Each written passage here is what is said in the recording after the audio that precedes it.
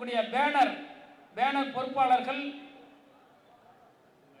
அதை முறையாக பயன்படுத்திக் கொள்ளுங்கள்.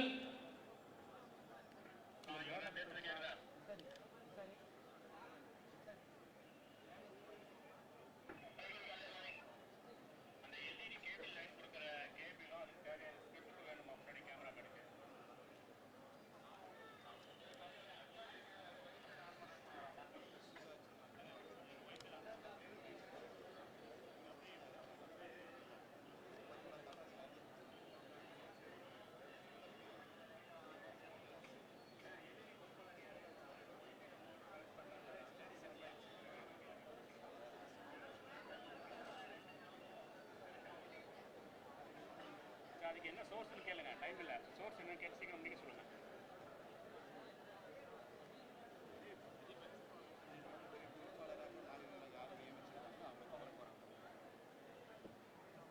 இன்னும் சிறிது நேரத்தில் மைனாரிட்டி பிஜேபி அரசாங்கம் கொண்டு வந்திருக்கக்கூடிய வகுப்பு திருத்த சட்டத்தை கண்டித்து தமிழ்நாடு தௌஹீத் ஜமாத் சென்னை மண்டலம் சார்பாக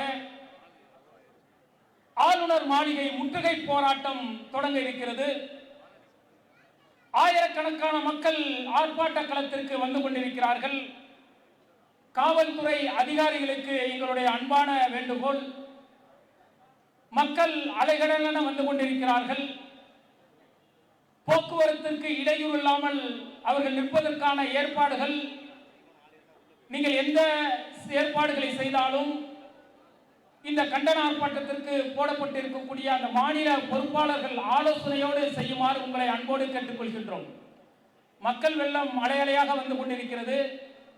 அவர்களை எங்கே நிறுத்துவது, எப்படி கொண்டு செல்வது என்பது குறித்து மாநில நிர்வாகியோடு கலந்து கொண்டு காவல்துறை வழிகாட்டுமாறு உங்களை அன்போடு கேட்டுக்கொள்கின்றோம்.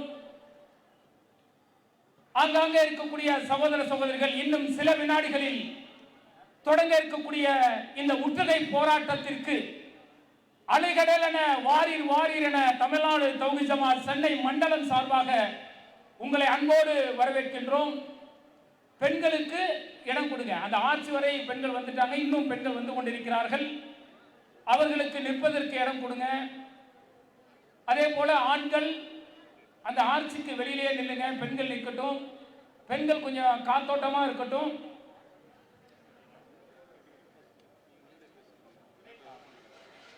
நம்ம காவல்துறை அதிகாரிகளுக்கு அன்பான வேண்டுகோள், நீங்க மக்களை எங்க நிறுத்தணும் அப்படிங்கிறத எங்களுடைய மாநில நிர்வாகிகளோடு கலந்து முடிவு பண்ணுங்க. ஏன்னா மக்கள் முழு ஒத்துழைப்பு உங்களுக்கு எங்களுடைய மாநில நிர்வாகம் சொன்னால் மக்கள் கேட்கக்கூடியவர்கள். நீங்க எங்க நிறுத்தணும்னு சொல்றீங்களோ அங்கே மக்கள் நிரம்பி போக்குவரத்துக்கு இடையூறு இல்லாமல் இருப்பார்கள்.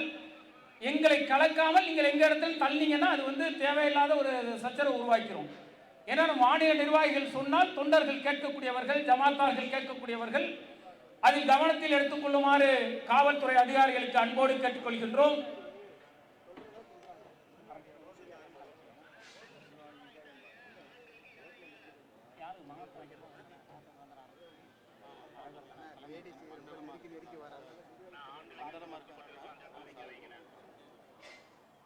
அந்த பெண்கள் வந்து ரொம்ப நெருக்கமா இருக்கீங்க, கொஞ்சம் இடம் விட்டு நில்லுங்க. இந்த முற்றுகை போராட்டத்தின் தலைமை தென் சென்னை மாவட்ட தலைவர் சாதிக் அவர்கள்.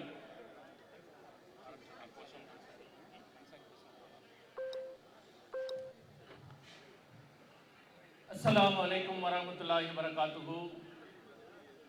அளவற்ற அருளாளரும் நிகரில்லா பேரன்புடையவனும் ஆகிய எல்லாம் வல்ல ஏக இறைவனின் திருப்பெயரால் ஆரம்பம் செய்கிறோம். பல்லாயிரக்கணக்கான இஸ்லாமியர்களுடைய சொத்துக்களை அபகரிக்க துடிக்கும் பாசிச பாஜக அரசை கண்டித்து வக்ஃப் திருத்த சட்டத்தை திரும்ப பெற கோரி மாபெரும் கவர்னர் மாளிகை முற்றுகை போராட்டத்தை தமிழ்நாடு தௌஹீத் ஜமாத் சென்னை மண்டலம் அறிவித்துள்ளது. இந்த நிகழ்வில் பல்லாயிரக்கணக்கான முஸ்லிம்கள் கலந்து கொண்டிருக்கின்றார்கள். இந்த நிகழ்ச்சியின் தொடக்கமாக கோஷங்கள் எழுப்பப்படும். மாநில செயலாளர் சகோதரர் ஐ அன்சாரி அவர்கள் கோஷங்களை எழுப்புவார்கள். உங்களுடைய கைகளை உயர்த்தி அல்லாஹு அக்பர் என்ற கோஷங்களை சத்தமாக எழுப்புமாறு கேட்டுக்கொள்கிறோம்.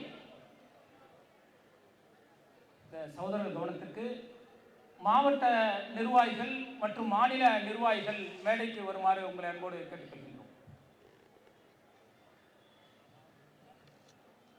கேப் விட்டு ஃப்ரீயா நின்றுங்க, ரொம்ப நெருக்கடியா நிற்காதீர்கள்.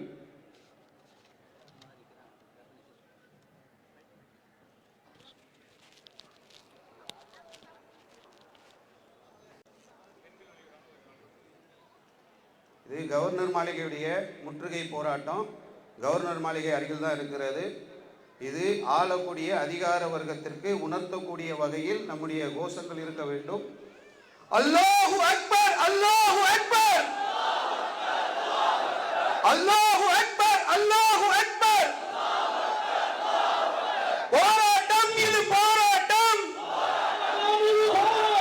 முஸ்லிம்களின் போராட்டம். ஒன்றிய அரசை கண்டித்து முற்றுகை செய்யும் போராட்டம், முற்றுகை செய்யும் போராட்டம். ஏழை மக்களின் நலன் காக்க முஸ்லிம் முன்னோர்கள் வாரி கொடுத்த லட்சக்கணக்கான கோடிகளை அபகரிக்கும் முயற்சிகளை முறியடிக்கும் போராட்டம், முறியடிக்கும் போராட்டம். வக்ஃப் சொத்தை அபகரிக்க துடிக்கும் ஒன்றிய அரசின் அடக்குமுறையை வன்மையாக கண்டித்து ஆர்த்தெழுந்த போராட்டம். கண்டிக்கின்றோம், கண்டிக்கின்றோம். முஸ்லிம்களின் சொத்துக்களை அபகரிக்க திட்டமிட்டு ஒன்றிய அரசு நிறைவேற்றியுள்ள வக்ஃப் திருத்த சட்டத்தை வன்மையாக கண்டிக்கின்றோம். வக்ஃப் திருத்தம் பெயராலே ஒன்றிய அரசு கொண்டு வந்துள்ள கருப்பு சட்டத்தை கண்டிக்கிறோம். ஆசாதி, ஆசாதி. அல்லும் பகலும் வாங்கி ஒழித்த ஆசாதி முழக்கம் நினைவிருக்கா? ஆசாதி சட்டம் ஒன்றாய் சேர்த்து உன் உறக்கம் கலைஞர் நினைவிருக்கா? ஆசாதி, ஆசாதி. நாம் உறக்கச் சொல்வோம், செவி பிறக்கச் சொல்வோம், நாம் வாங்கி உரைப்போம். இது எங்கள் சொத்து, இது எங்கள் சொத்து. வக்ஃப் எங்கள் சொத்து, இது எங்கள் உரிமை. உன் திட்டம் ஒழிப்போம், உன் கொட்டம் ஒழிப்போம், உன் கொட்டம் ஒழிப்போம், உன் சட்டம் தளர்ப்போம். நாங்கள் பயப்பட மாட்டோம், நாங்கள் பயப்பட மாட்டோம். வக்ஃபை இழக்கவும் மாட்டோம், வக்ஃபை இழக்கவும் மாட்டோம். நீ சுருப்பிட நினைத்தால், நீ சுருப்பிட நினைத்தால் உன்னை விரட்டி அடிப்போம், உன்னை விரட்டி அடிப்போம். எங்கள் உரிமை காக்க, எங்கள் உரிமை காக்க நாங்கள் உயிரையும் கொடுப்போம், நாங்கள் உயிரையும் கொடுப்போம். ஓ பாசிசப்படையே, ஓ பாசிசப்படையே, நீ அடக்க நினைத்தால் நாங்கள் அடங்க மறுப்போம். உன் திருட்டுத்தனத்தை நாங்கள் கலைத்திட மாட்டோம், இனி கலங்கவும் மாட்டோம். இனி ஒவ்வொரு நாளும் உன் உறக்கம் களையும், உன் உறக்கம் களையும். ஆசாதி, ஆசாதி. இனி நாடாக இருக்கும் வக்ஃபை மீட்கும் வரைக்கும் எங்கள் போராட்டம் தொடரும். உன் ஆணவ ஆட்சி அது விரைவில் அழியும். அல்லாஹ் அக்பர், அல்லாஹ் அக்பர்.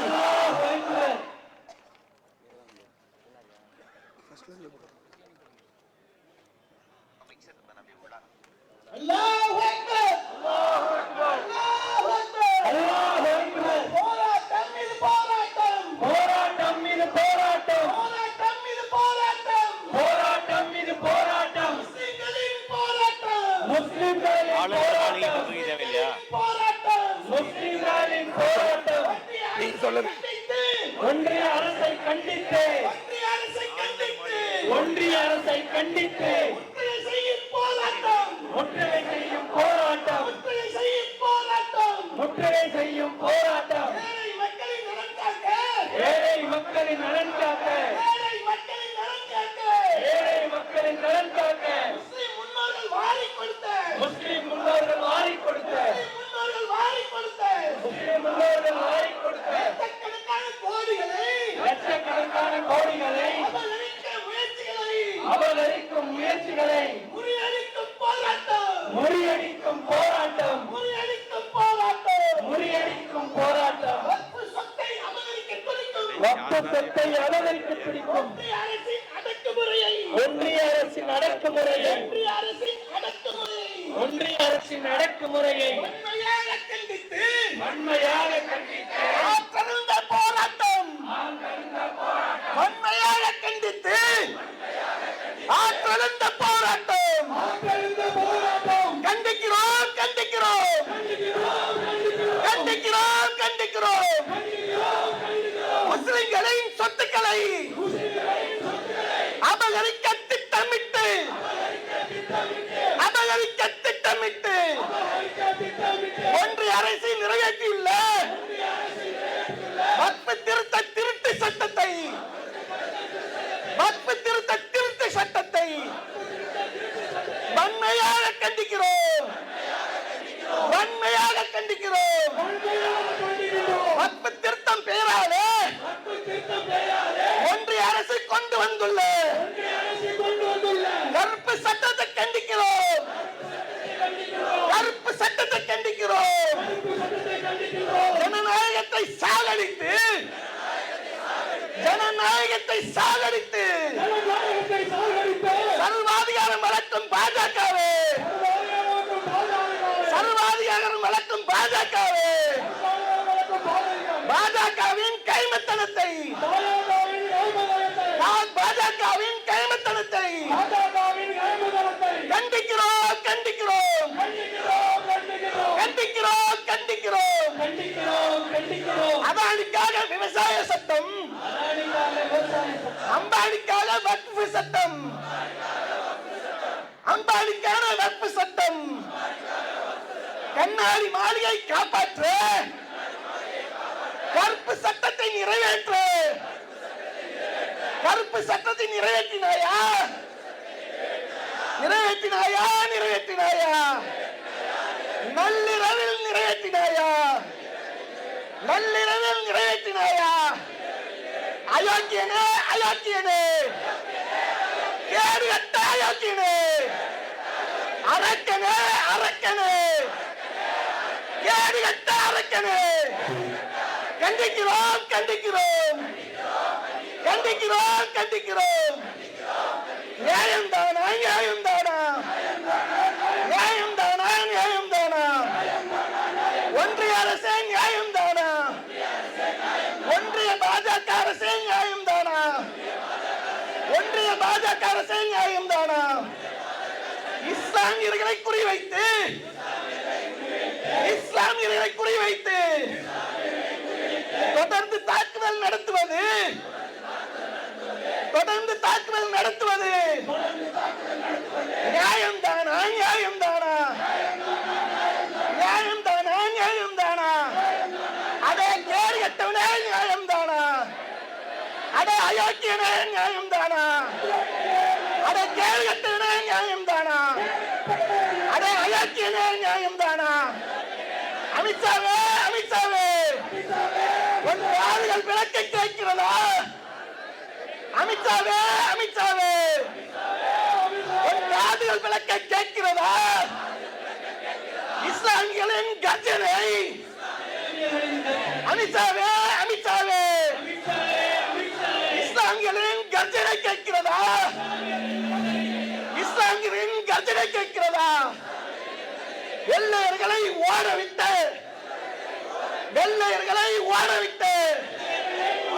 இஸ்லாமிய சமுதாயம் அடாயுது. வெள்ளையர்களை ஓடவிட்ட இஸ்லாமிய சமுதாயம் அடாயுது. கொள்ளையர்களை ஓடவிட நேரமாகுமா? கொள்ளையர்களை ஓடவிட நேரமாகுமா? கேட்டுக்கொள் கேட்டுக்கொள் கேட்டுக்கொள் கேட்டுக்கொள். உன் நேரம் குறிக்கப்பட்டாச்சு, கேட்டுக்கொள். உன் நேரம் குறிக்கப்பட்டாச்சு, கேட்டுக்கொள். அல்லாஹ் அக்பர், அல்லாஹ் அக்பர்.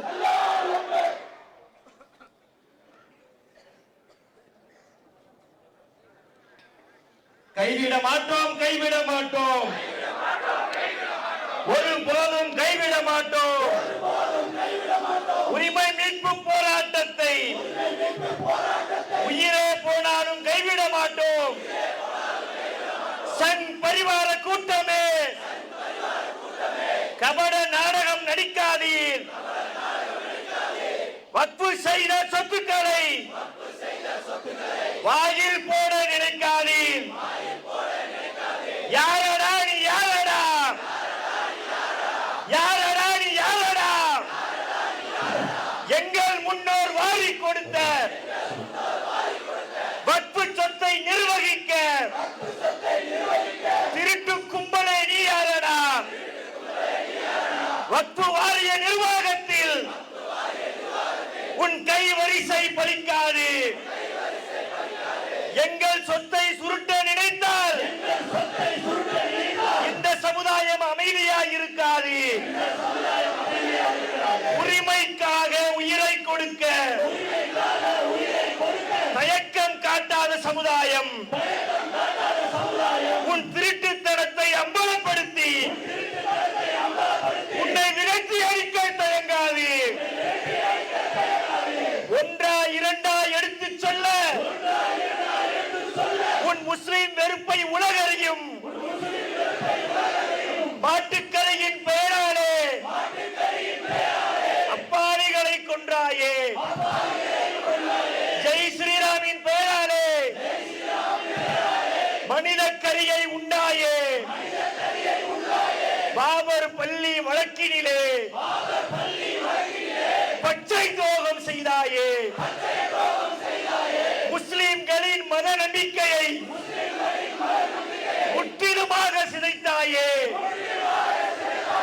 உரிமைக்காக குரல் கொடுக்கும் முஸ்லிம்கள் வீட்டை இடித்தாயே. எத்தனை வன்மம், எத்தனை வன்மம்! முஸ்லிம்கள் மீது எத்தனை வன்மம்! ஈனச் செயலை செய்துவிட்டு இஸ்லாமிய நலன் பெயராலே வக்ஃபை சுருட்ட உந்தன் திட்டம் தெரியாதா, தெரியாதா? உன் நரித்தனத்தை நாடே அறியும். உன் வக்கர புத்தியை உலகே அறியும். உறுத்துகிறதா, உறுத்துகிறதா? பாஜக கண்களை உறுத்துகிறதா? பல லட்சம் கோடி சொத்துக்கள் வக்ஃபு வாரிய நிர்வாகத்தில் காணிகளை நுழைக்க துடிக்கிறதா? என்ன நியாயம், என்ன நியாயம்? நீதிவான்களே, இது என்ன நியாயம்? முஸ்லிம்களின் சொத்தை நிர்வகிக்க காணிகள் துடிப்பது என்ன நியாயம்? ராமர் கோவில் நிர்வாகத்தில் முஸ்லிம்களை நீ விடுவாயா? சங்கர மடத்தின் நிர்வாகத்தில் கிறிஸ்தவ மக்களை விடுவாயா? நினைவிருக்கா, நினைவிருக்கா? ஷாஹீன் பாக் நினைவிருக்கா? நினைவிருக்கா, நினைவிருக்கா? ஷாஹீன் பாக் நினைவிருக்கா? சிஏஏ எதிர்ப்பு போராட்டத்தில் உன்னை ஓடவிட்டது நினைவிருக்கா? சிஏஏ எதிர்ப்பு போராட்டத்தில்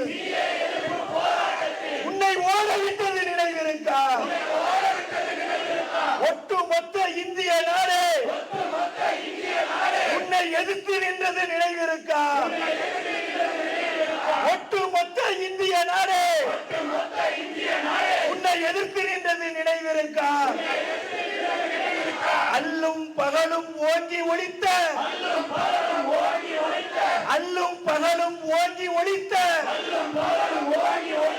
ஆசாதி முழக்கம் நினைவிருக்கா?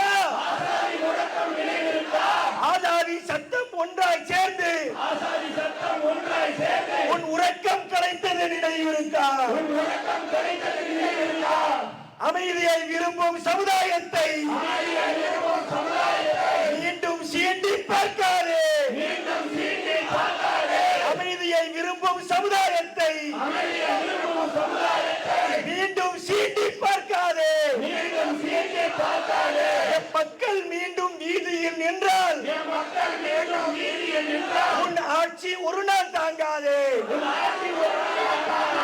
என் மக்கள் மீண்டும் வீதியில் நின்றால் உன் ஆட்சி ஒரு நாள் தாங்காதே. ஆசாதி ஆசாதி நாம் உரைக்கச் சொல்வோம், செவி பிளக்கச் சொல்வோம், நாம் வாங்கி உரைப்போம். இது எங்கள் சொத்து, வக்ஃபு எங்கள் சொத்து, இது எங்கள் உரிமை. உன் திட்டம் ஒழிப்போம், உன் சட்டம் தளர்ப்போம். நாங்கள் பயப்பட மாட்டோம், வக்ஃபை இழக்கவும் மாட்டோம். நீ சுருட்டிட நினைத்தால் உன் சட்டம் தளர்ப்போம். நாங்கள் பயப்பட மாட்டோம், வக்ஃபை இழக்கவும் மாட்டோம். நீ சுருட்டிட நினைத்தால் உன்னை விரட்டி அடிப்போம். ஆசாதி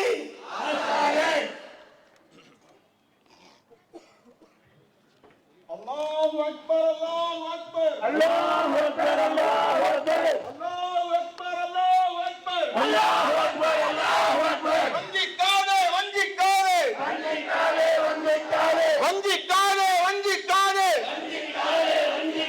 முஸ்லிம்களை வஞ்சிக்காதே முஸ்லிம்களை வஞ்சிக்காதே. திட்டம் தீட்டி சட்டம் இயற்றி திட்டம் தீட்டி சட்டம் இயற்றி சாமானியர்களை சாகரிக்காதே. வஞ்சிக்காதே வஞ்சிக்காதே முஸ்லிம்களை வஞ்சிக்காதே. திட்டம் தீட்டி சட்டம் இயற்றி சாமானியர்களை சாகரிக்காதே. நள்ளிரவில் நிறைவேற்றினாய், நள்ளிரவில் நிறைவேற்றினாய். நய வஞ்சகத்தை வெளிக்காட்டினாய், நய வஞ்சகத்தை வெளிக்காட்டினாய். முஸ்லிம் சொத்துக்களை சூறையாடு, முஸ்லிம் சொத்துக்களை சூறையாடு. வக்ஃபு சட்டத்தை மாற்றினாயே, வக்ஃபு சட்டத்தை மாற்றினாயே.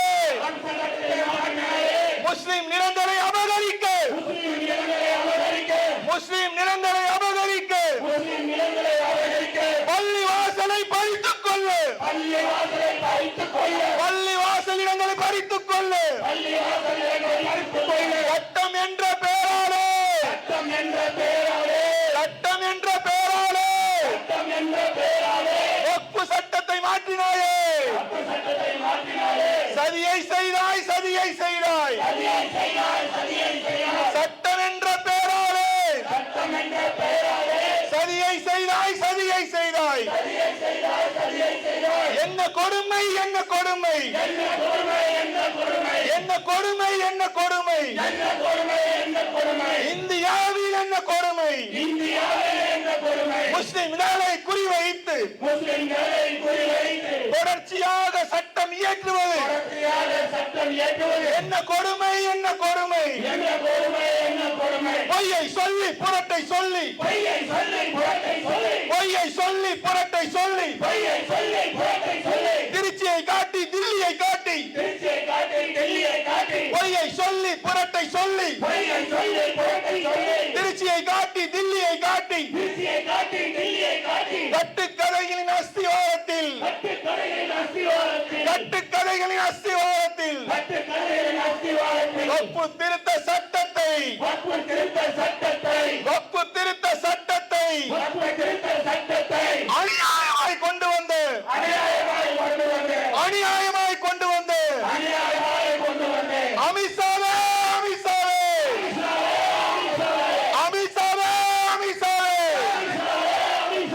வக்ஃபு திருத்த சட்டத்தை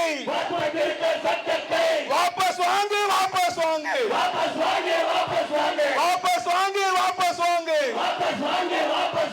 அமித்ஷாவே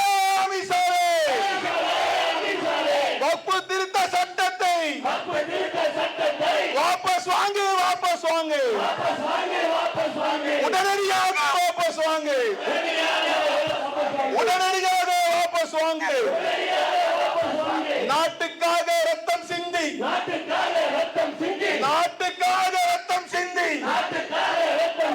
உழைத்து கலைத்த கூட்டமடா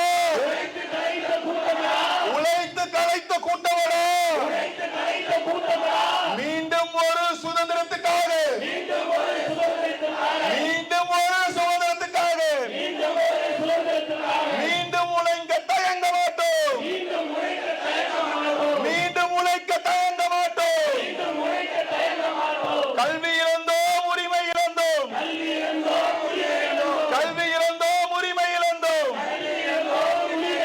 வீட்டை இழந்தோம் வாழ்க்கையை இழந்தோம் எங்கள் பாட்டன் மூட்டன் சேர்த்து வைத்து வக்ஃபு வாரிய சொத்துக்களை இழக்க மாட்டோம் ஒருபோதும் இழக்க மாட்டோம்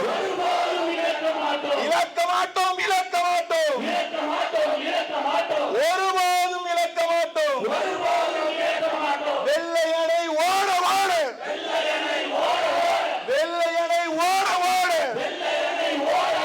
விரட்டி அடித்த கூட்டம் இது இந்திய நாட்டின் விடுதலைக்காக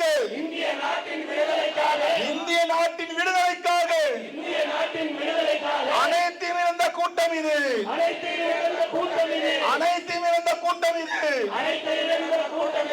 அமைதியாய் போவதினால் போல என்று எண்ணாதே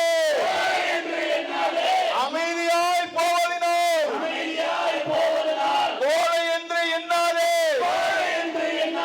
மீண்டும் ஒரு ஷாஹின் பாக்கை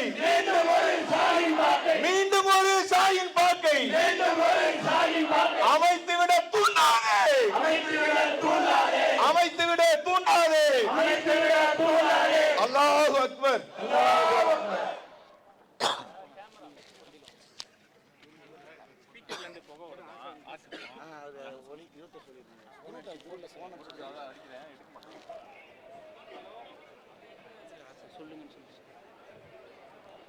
அஸ்ஸலாமு அலைக்கும். ஆசாதி கோஷங்கள் சொல்லப்படும். அல்லாஹ் அக்பர் என்று சொல்லும் பொழுது மட்டும் அல்லாஹ் அக்பர் என்று சொல்லி, மற்ற கோஷங்கள் சொல்லும் பொழுது நீங்கள் அனைவரும் கைகளை உயர்த்தி ஆசாதி என்று மட்டும் சொன்னால் போதும்.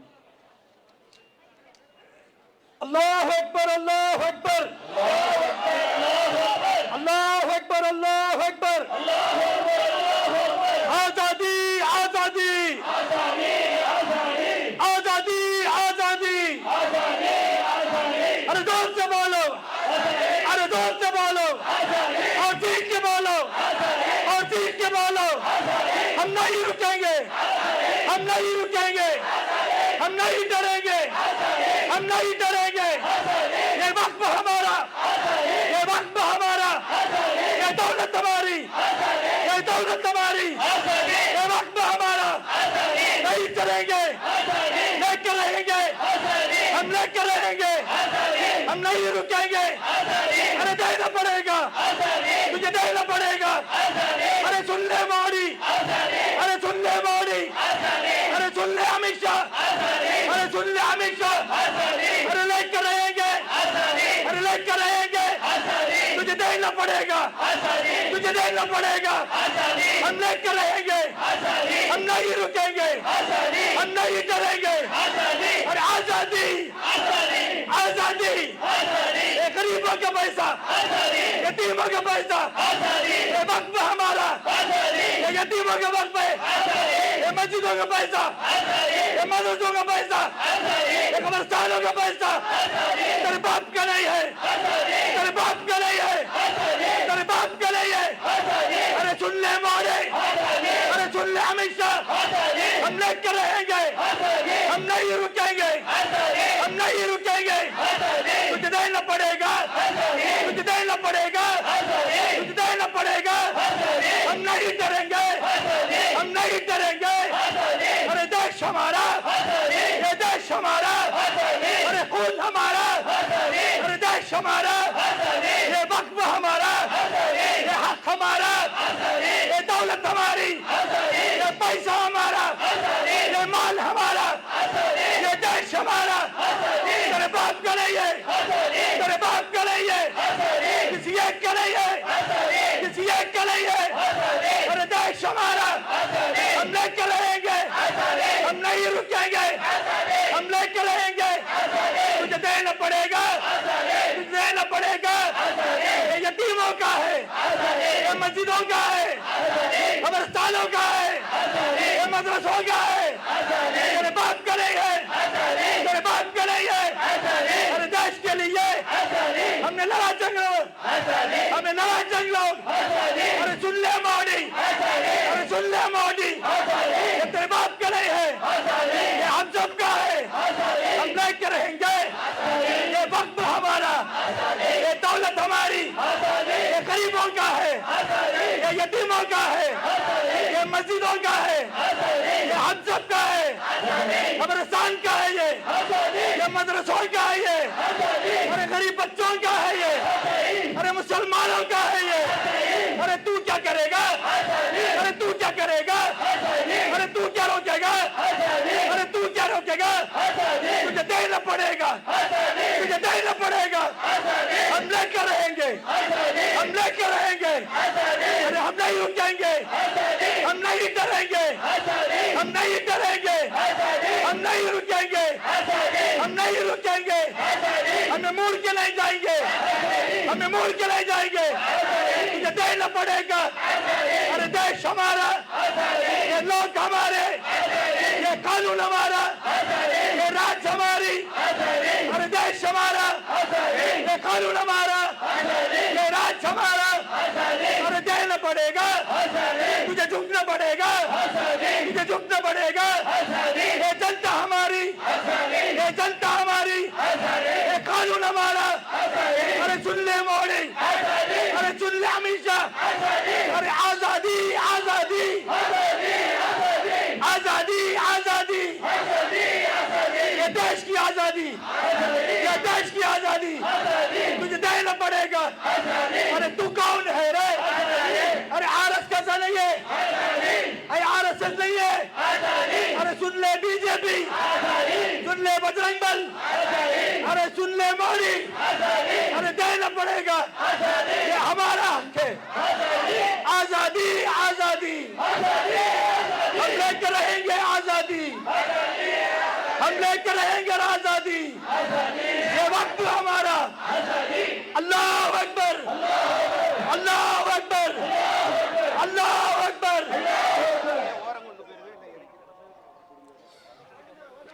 அடுத்ததாக பத்திரிகையாளர் சந்திப்பு இருக்கிறது. நிற்கக்கூடிய சகோதர சகோதரர் கொஞ்சம் அமைதியா இருங்க. பத்திரிகை நண்பர்கள் இருந்தால் மேடைக்கு வருகிறோம். பத்திரிகை நண்பர்கள் இருந்தால் மேலே வந்துருங்க. வேற சிலர் இருக்காங்க அவங்க. பயன் முடியுது பாங்க முடியும்.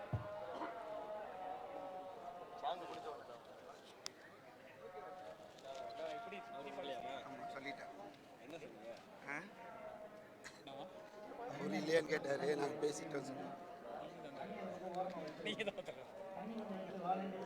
இப்படி கொடுத்தீங்கன்னா அது ஆடியன்ஸ் எல்லாம் போட மாட்டாங்க. இப்படியா? இப்படி பார்த்தா ஆடியன்ஸ் ஓகே.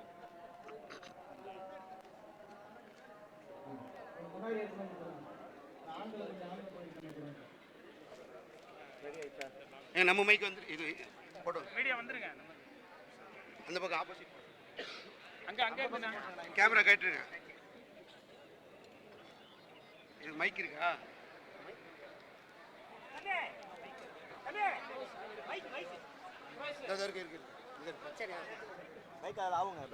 ஓகே ஓகே இந்த ஆடியோ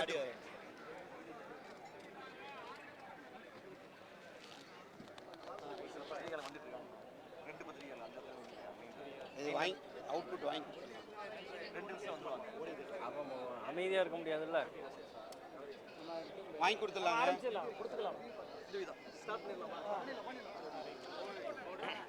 போர்டில் எப்படி எடுத்துருவோமா? ஆடியன்ஸ் அவங்க அங்கே தான் நிற்கிறாங்க. ஆடியன்ஸ்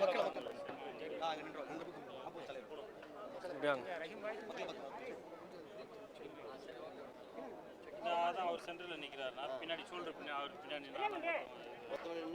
அது க்ரௌடு மறைஞ்சிடும்.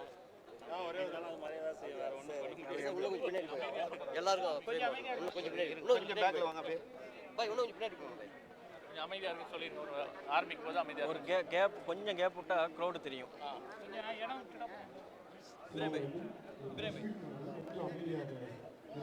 இங்கே பின்னாடி நிற்காம இருந்தா ஆடியன்ஸ்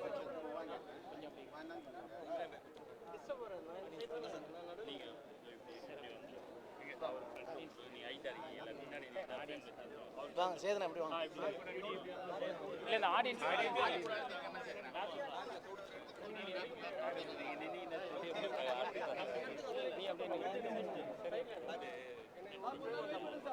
ஓகே ஓகே.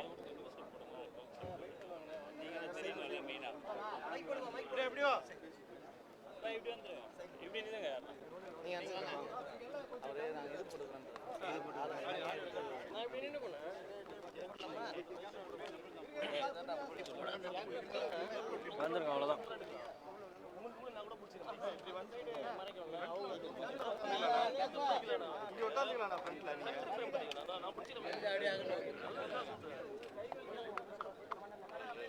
மைக்கை டவுன் பண்ணுங்கப்பா.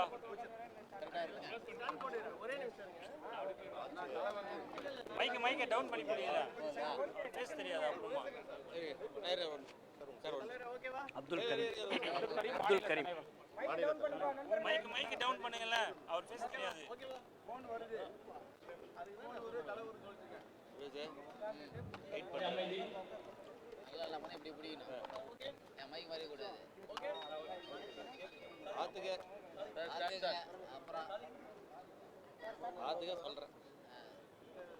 ஓகேவாண்ணா?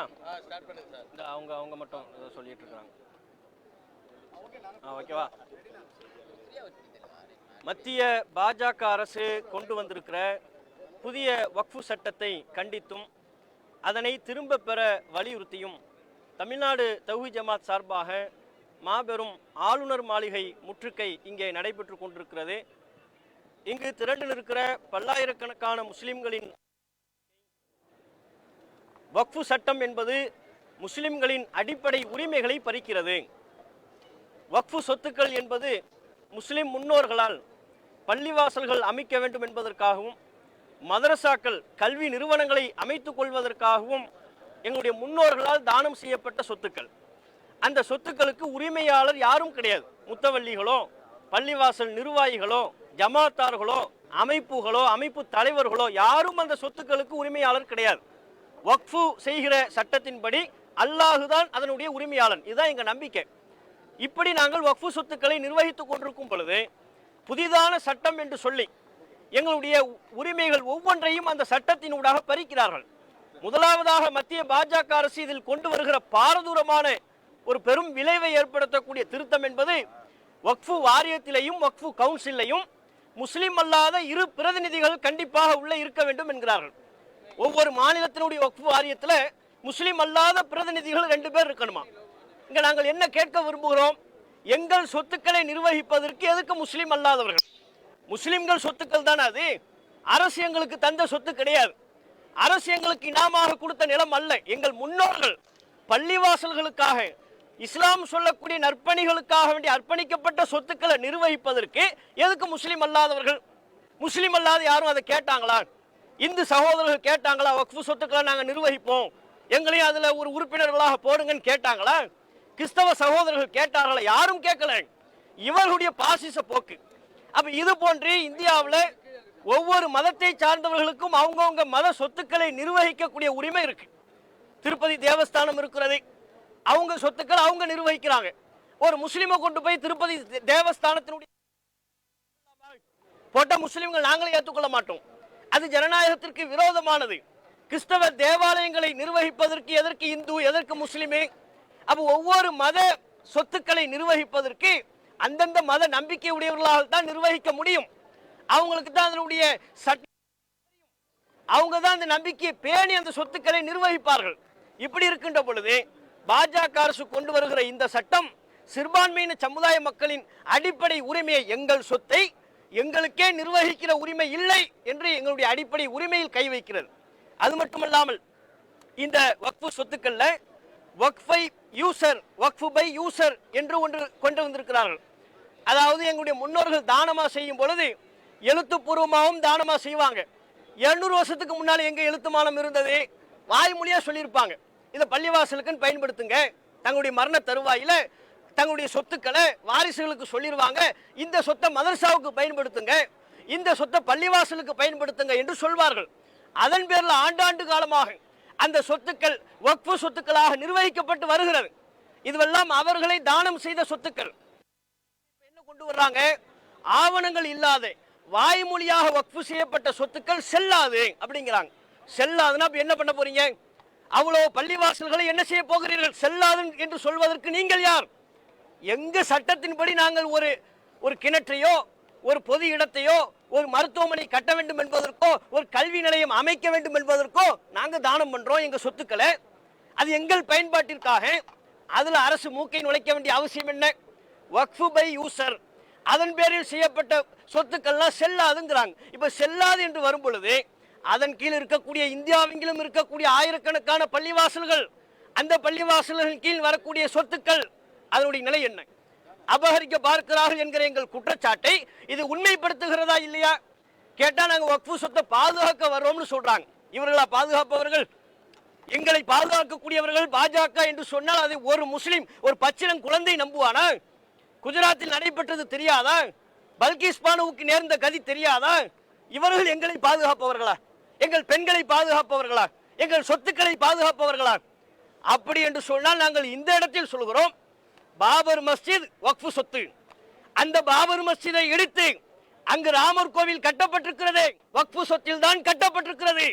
உண்மையில பாஜக அரசு, மோடி, அமித்ஷா கும்பல் வக்ஃபு சொத்தை நாங்கள் பாதுகாப்பதற்கு தான் இந்த சட்டத்தை கொண்டு வந்திருக்கிறோம் என்று சொல்வதில் உண்மையாளர்களாக இருந்தால் பாபர் மஸ்ஜித் நிலத்தை திரும்பவும் எங்களிடமே ஒப்படைக்க தயாரா? அண்டிலா ஹவுஸ் அம்பானியின் வீடு வக்ஃபு சொத்து என்று மகாராஷ்டிரா காவல் நிலையத்தில் புகார். அந்த சொந்தக்காரர்கள், வக்ஃபு செய்த குடும்ப உறுப்பினர்கள் காவல் நிலையத்தில் அலையோ அலை என்று அலைந்து கொண்டிருக்கிறார்கள். வக்ஃபு சொத்தை விற்க கூடாதுங்கிறது விதி. அம்பானிக்கு வித்திருக்கிறாங்களே, வித்தவன் எவன்? அந்த அயோக்கிய.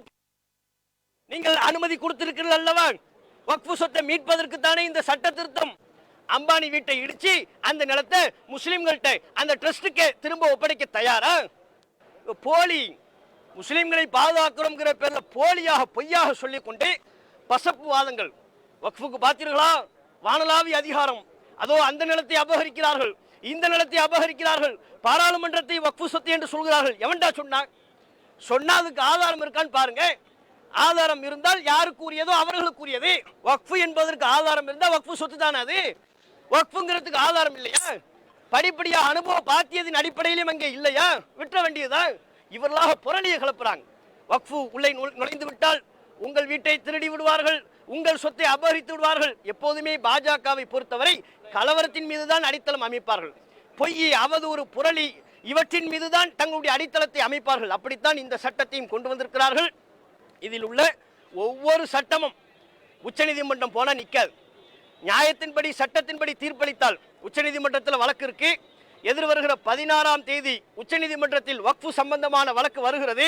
நாங்கள் உறுதியாக நம்பிக்கை கொண்டிருக்கிறோம், சட்டத்தின்படி தீர்ப்பளித்தால் வக்ஃபு சொத்து மீண்டும் முஸ்லிம்களுக்கே வந்துவிடும். பாஜக அரசு கொண்டு வந்திருக்கிற சட்டம் ஒருபோதும் செல்லுபடி ஆகாது.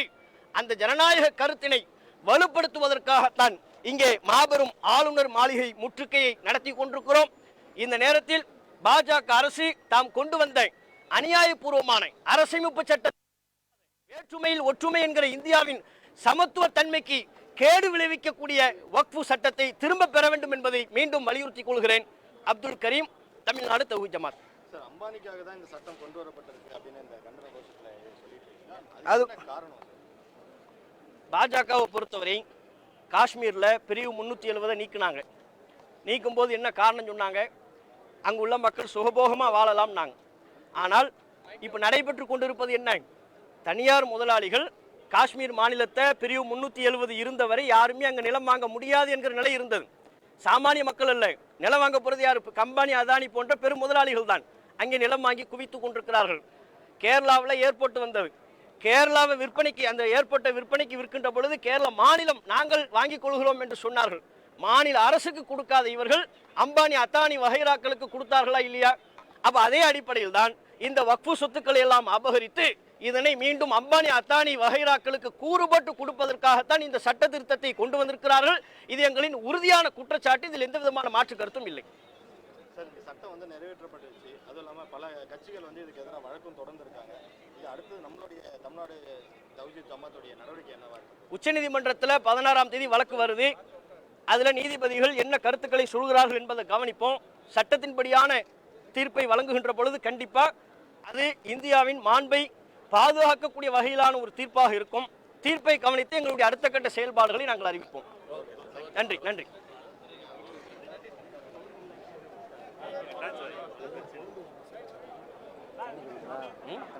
ஆமாம் ஆமாம், இதுதான் அப்புறமா எனர்ஜி இல்லைங்க. ஆமாம், இல்லை முஜிப்பை கொடுக்க சொல்லுங்க. அப்புறமா டைம் வேறு போயிட்டு இருக்கும். எதுக்கு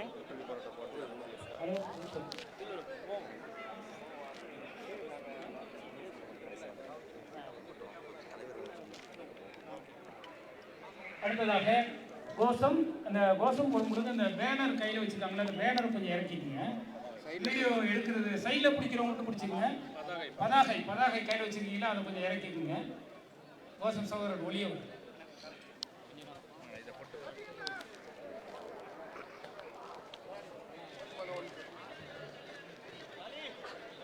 அல்லாஹு அக்பர், அல்லாஹு அக்பர். போராட்டம் இது போராட்டம், முஸ்லிம்களின் போராட்டம். ஒன்றிய அரசை கண்டித்து முற்றுகை செய்யும் போராட்டம். ஏழை மக்களின் நலன் காக்க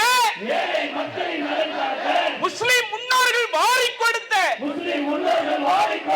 லட்சக்கணக்கான கோடிகளை அபகரிக்கும் முயற்சிகளை முறியடிக்கும் போராட்டம். வக்ஃபு சொத்தை அபகரிக்க துடிக்கும் ஒன்றிய அரசின் அடக்குமுறையை வன்மையாக கண்டித்து ஆர்த்தெழுந்த போராட்டம். கண்டிக்கிறோம், கண்டிக்கிறோம். முஸ்லிம்களின் சொத்துக்களை அபகரிக்க திட்டமிட்டு ஒன்றிய அரசு நிறைவேற்றியுள்ள வக்ஃபு திருத்த சட்டத்தை வன்மையாக கண்டிக்கிறோம். கண்டிக்கிறோம், கண்டிக்கிறோம். வக்ஃபு திருத்தம் பெயராலே ஒன்றிய அரசு கொண்டு வந்துள்ள கருப்பு சட்டத்தை கண்டிக்கிறோம்.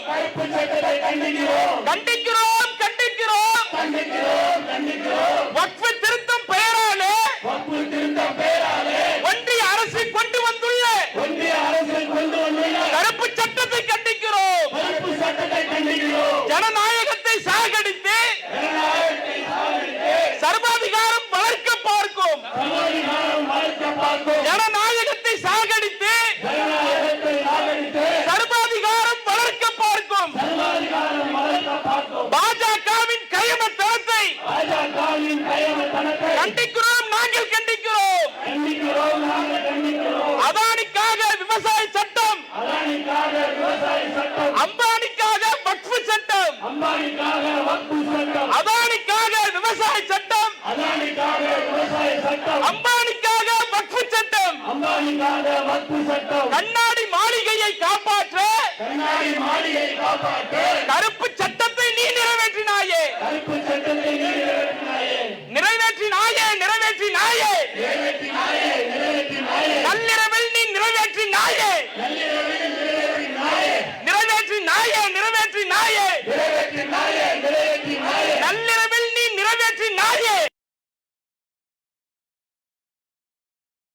வழிப்பறி கொள்ளையனை போல வக்ஃபு சட்டத்தை நீ நிறைவேற்று நாயே, வக்ஃபு சட்டத்தை நிறைவேற்றி நாயே, வழிப்பறி கொள்ளையனை போல வழிப்பறி கொள்ளையனை போல வக்ஃபு சட்டத்தை நீ நிறைவேற்று நாயே, வக்ஃபு சட்டத்தை நிறைவேற்றி நாயே, நியாயம்தானா நியாயம்தானா நியாயம்தானா நியாயம்தானா, ஒன்றிய அரசே நியாயம்தானா ஒன்றிய அரசே நியாயம்தானா, நியாயம்தானா நியாயம்தானா நியாயம்தானா நியாயம்தானா, பாஜக அரசே நியாயம்தானா பாஜக அரசே நியாயம்தானா, இஸ்லாமியர்களை குறிவைத்து இஸ்லாமியர்களை குறிவைத்து தொடர்ந்து தாக்குதல் நடத்துவது தொடர்ந்து தாக்குதல் நடத்துவது நியாயம்தானா நியாயம்தானா நியாயம்தானா நியாயம்தானா, இஸ்லாமியர்களை குறிவைத்து இஸ்லாமியர்களை குறிவைத்து தொடர்ந்து தாக்குதல் நடத்துவது தொடர்ந்து தாக்குதல் நடத்துவது ஒன்றிய அரசே நியாயம்தானா ஒன்றிய அரசே நியாயம்தானா, நீதி இங்கே செத்து போச்சு, நீதி இங்கே செத்து போச்சு, நீதி இங்கே செத்து போச்சு, நீதி இங்கே செத்து போச்சு, நியாயம் இங்கே மறந்து போச்சு. நியாயம் இங்கே மறந்து போச்சு, அரசியல் அமைப்பு சட்டத்தை அரசியல் அமைப்பு சட்டத்தை குழி தோண்டி புதைச்சாச்சு, குளிரோடி புதைச்சாச்சு, நீதி இங்கே செத்து போச்சு, நீதி இங்கே செத்து போச்சு, நியாயம் இங்கே மறந்து போச்சு. நியாயம் இங்கே மறந்து போச்சு, அரசியல் அமைப்பு சட்டத்தை அரசியல் அமைப்பு சட்டத்தை குழி தோண்டி இங்க புதைச்சாச்சு. குளிரோடி புதைச்சாச்சு, வக்ஃபு வாரிய திருத்த சட்டம் வக்ஃபு வாரிய திருத்த சட்டம் வஞ்சிக்கின்ற கொடுமை சட்டம், வஞ்சிக்கின்ற கொடுமை சட்டம், அப்பாவி முஸ்லிம்களை அப்பாவி முஸ்லிம்களை நிர்கதியாக்கும் இந்த சட்டம் நிர்கதியாக்கும் இந்த சட்டம் கைவிட மாட்டோம் கைவிட மாட்டோம், கைவிட மாட்டோம் கைவிட மாட்டோம், ஒருபோதும் நாங்கள் கைவிட மாட்டோம், ஒருபோதும் கைவிட மாட்டோம், கைவிட மாட்டோம் கைவிட மாட்டோம், கைவிட மாட்டோம் கைவிட மாட்டோம், ஒருபோதும் நாங்கள் கைவிட மாட்டோம். ஒருபோதும் நாங்கள் கைவிட மாட்டோம். உரிமை மீட்பு போராட்டத்தை உரிமை மீட்பு போராட்டத்தை உரிமை மீட்பு போராட்டத்தை உரிமை மீட்பு போராட்டத்தை எங்கள் உயிரை போனாலும் கைவிட மாட்டோம், உயிரை போல கைவிட மாட்டோம், எங்கள் உயிரை போனாலும் கைவிட மாட்டோம். உயிரை போல கைவிட மாட்டோம். என் பரிவார கூட்டமே தன் பரிவார கூட்டமே கபட நாடகம் நடிக்காதீர், கபட நாடகம் நடிக்காதீர், சங் பரிவார கூட்டமே தன் பரிவார கூட்டமே கபட நாடகம் நடிக்காதீர். கபட நாடகம் நடிக்காதீர், வக்ஃபு செய்த சொத்துக்களை வக்ஃபு செய்த சொத்துக்களை வாயில் போட நினைக்காதீர், வாயில் போட நினைக்காதீர், வக்ஃபு செய்த சொத்துக்களை வக்ஃபு செய்த சொத்துக்களை நீ வாயில் போட நினைக்காதே. நீ வாயில் போட நினைக்காதீர். யாரடா நீ யாரடா யாரா நீ யாரா? யாரடா நீ யாரடா யாரா நீ யாரா? எங்கள் முன்னோர் வாரி கொடுத்த எங்கள் முன்னோர் வாரி கொடுத்த வக்ஃபு சொத்தை நிர்வகிக்க வக்ஃபு சொத்தை நிர்வகிக்க திருட்டு கும்பல நீ யாரடா கும்பல நீ யாரா? யாரடா நீ யாரடா யாரா நீ யாரா? எங்கள் முன்னோர் வாரி கொடுத்த எங்கள் முன்னோர் வாரி கொடுத்த வக்ஃபு சொத்தை நிர்வகிக்க வக்ஃபு சொத்தை நிர்வகிக்க அட திருட்டு கும்பல நீ யாரடா கும்பல நீ யாரா? வக்ஃபு வாரிய நிர்வாகத்தில் வக்ஃபு வாரிய நிர்வாகத்தில் உன் கைவரிசை பலிக்காது, உன் கைவரிசை படிக்காது, எங்கள் சொத்தை சுருட்ட நினைத்தால் எங்கள் சொத்தை சுருட்ட நினைத்தால் இந்த சமுதாயம் அமைதியாயிருக்காது. இந்த சமுதாயம் அமைதியாக இருக்காது. அல்லாஹு அக்பர் அல்லாஹு அக்பர் அல்லாஹு அக்பர். அடுத்ததாக கண்டன உரை மாநில தலைவர் சகோதரர் அப்துல் கரீம் எம்ஐசி அவர்கள்.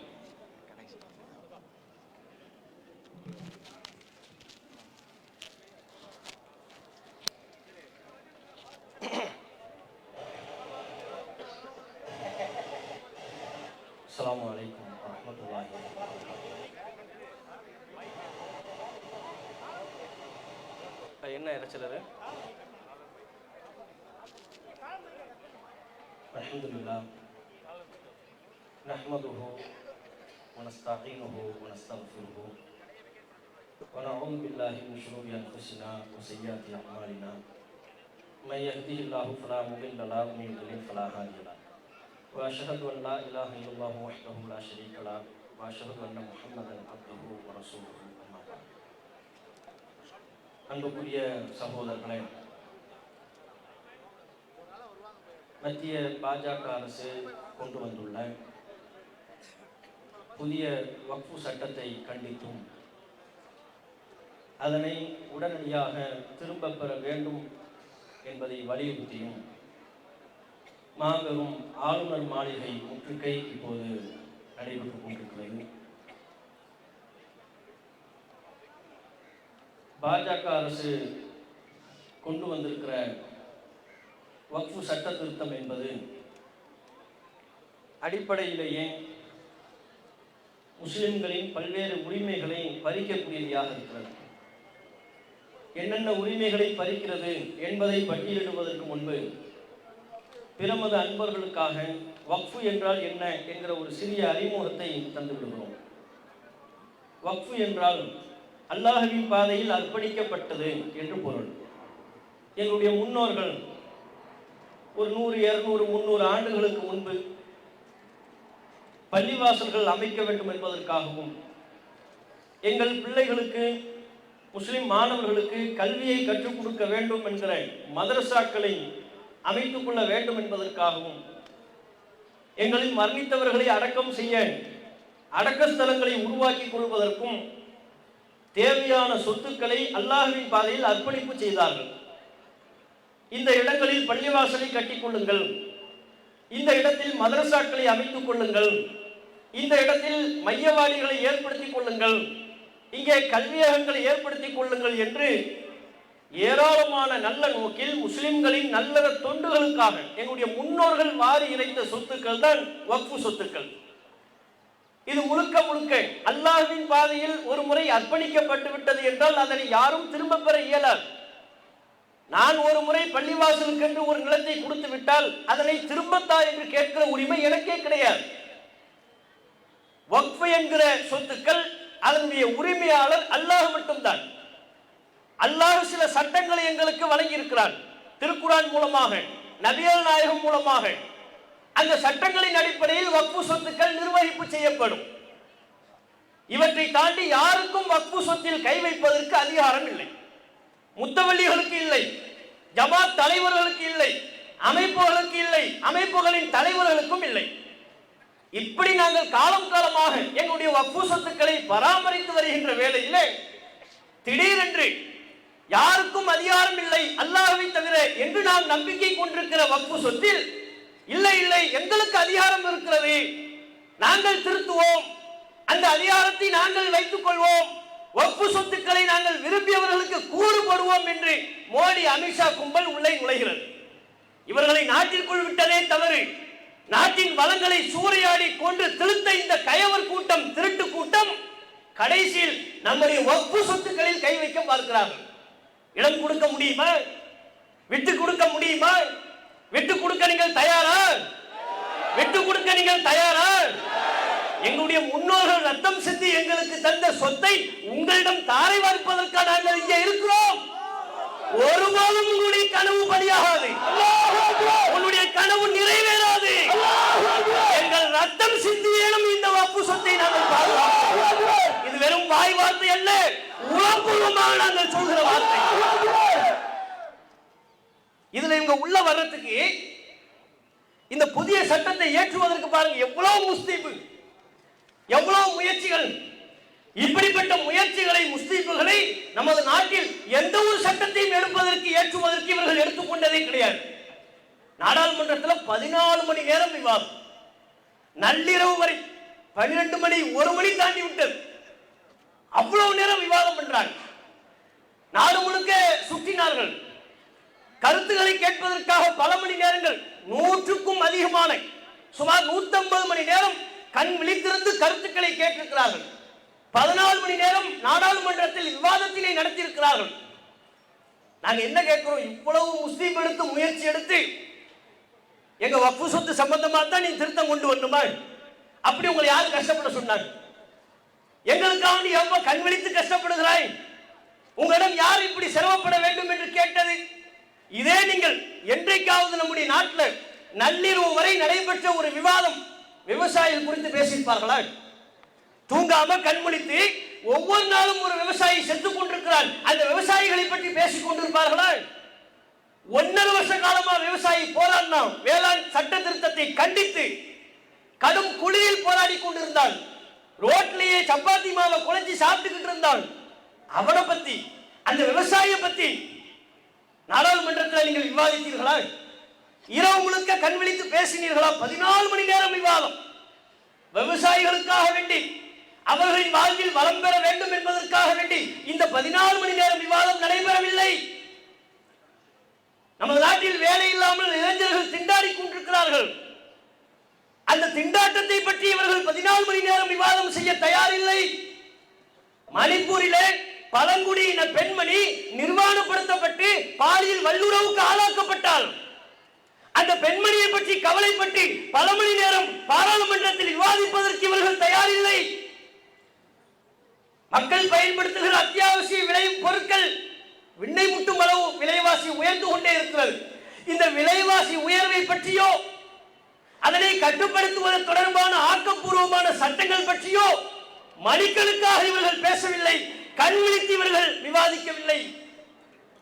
இப்ப கூட கேஸ் விலை உயர்ந்துருச்சு, 50 ரூபாய் உயர்ந்து விட்டது.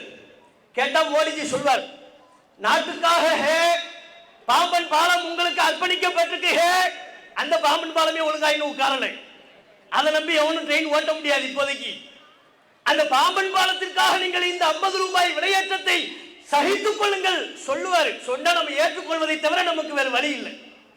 இப்படி ஒவ்வொன்றையும் அதற்காக இந்த விலைவாசியை ஏற்றுக்கொள்ளுங்கள், இதற்காக ஏற்றுக்கொள்ளுங்கள் சொல்லி சொல்லி சாமானிய மக்களினுடைய தலையில் அத்தியாவசிய பொருட்களின் விலைவாசி ஏற்றத்தை சுமத்துகிறாரே, அதை பற்றி இவர்கள் பேசியிருக்கிறார்களா? மணிக்கணக்கா விவாதம் நடைபெற்றிருக்கிறதா? இல்லை. மணிக்கணக்கா விவாதம் பண்றாங்க, நாடு நாடா சுத்துறாங்க, கருத்து கேட்பு நடத்துறாங்க. எதுக்கு? வக்ஃபு சொத்தை கொள்ளடிக்கிறது. இதிலே இவர்கள் நோக்கத்தை நாம் புரிந்து கொள்ள வேண்டாம். இவர்கள் எந்த அளவுக்கு கயவர்கள், எப்படிப்பட்ட திருட்டு கூட்டம் என்பதை இதிலிருந்தே நாம் மிக தெளிவாக புரிந்து கொள்ள முடியும். இந்த சட்ட திருத்தத்திற்கு இவர்கள் சில காரணங்களை சொல்கிறார்கள்.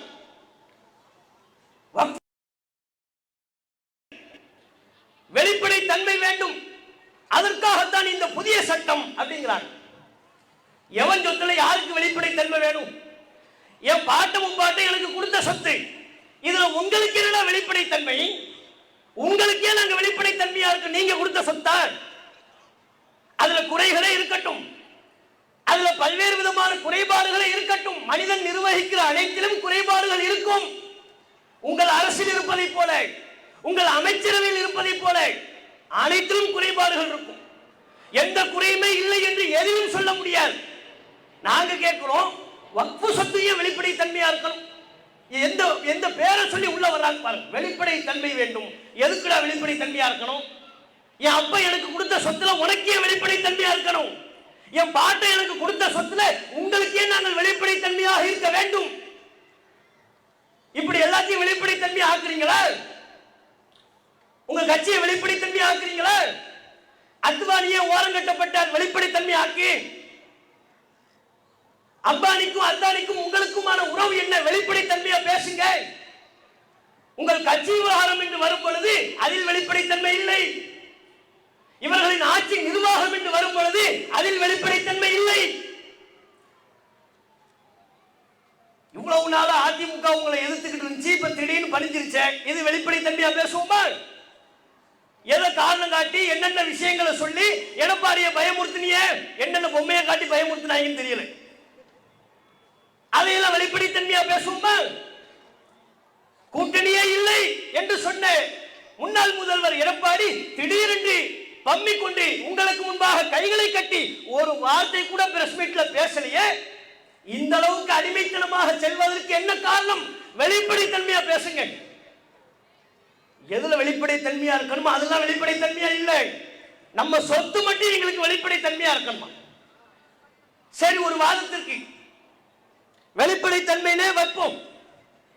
இதன் மூலம் இவர்கள் என்ன தோற்றத்தை உருவாக்க பார்க்கிறாங்கன்னா, வக்ஃபு சொத்து அரசின் கட்டுப்பாட்டிலே இல்லை, அங்க என்ன நடக்குதுன்னு அரசுக்கு தெரியல, அதனால தான் நாங்க வெளிப்படைத்தன்மை வேணும்னு சொல்றோம்னு ஒரு மாய தோற்றத்தை, அரசின் கட்டுப்பாட்டிலேயே இல்லாதது போல் செயல்படுவதான ஒரு பொய்யான தோற்றத்தை உருவாக்க பார்க்கிறாங்க. வக்ஃபு சொத்தை போல வெளிப்படைத்தன்மை இந்தியாவில் வேற எந்த சொத்துக்கும் இல்லை.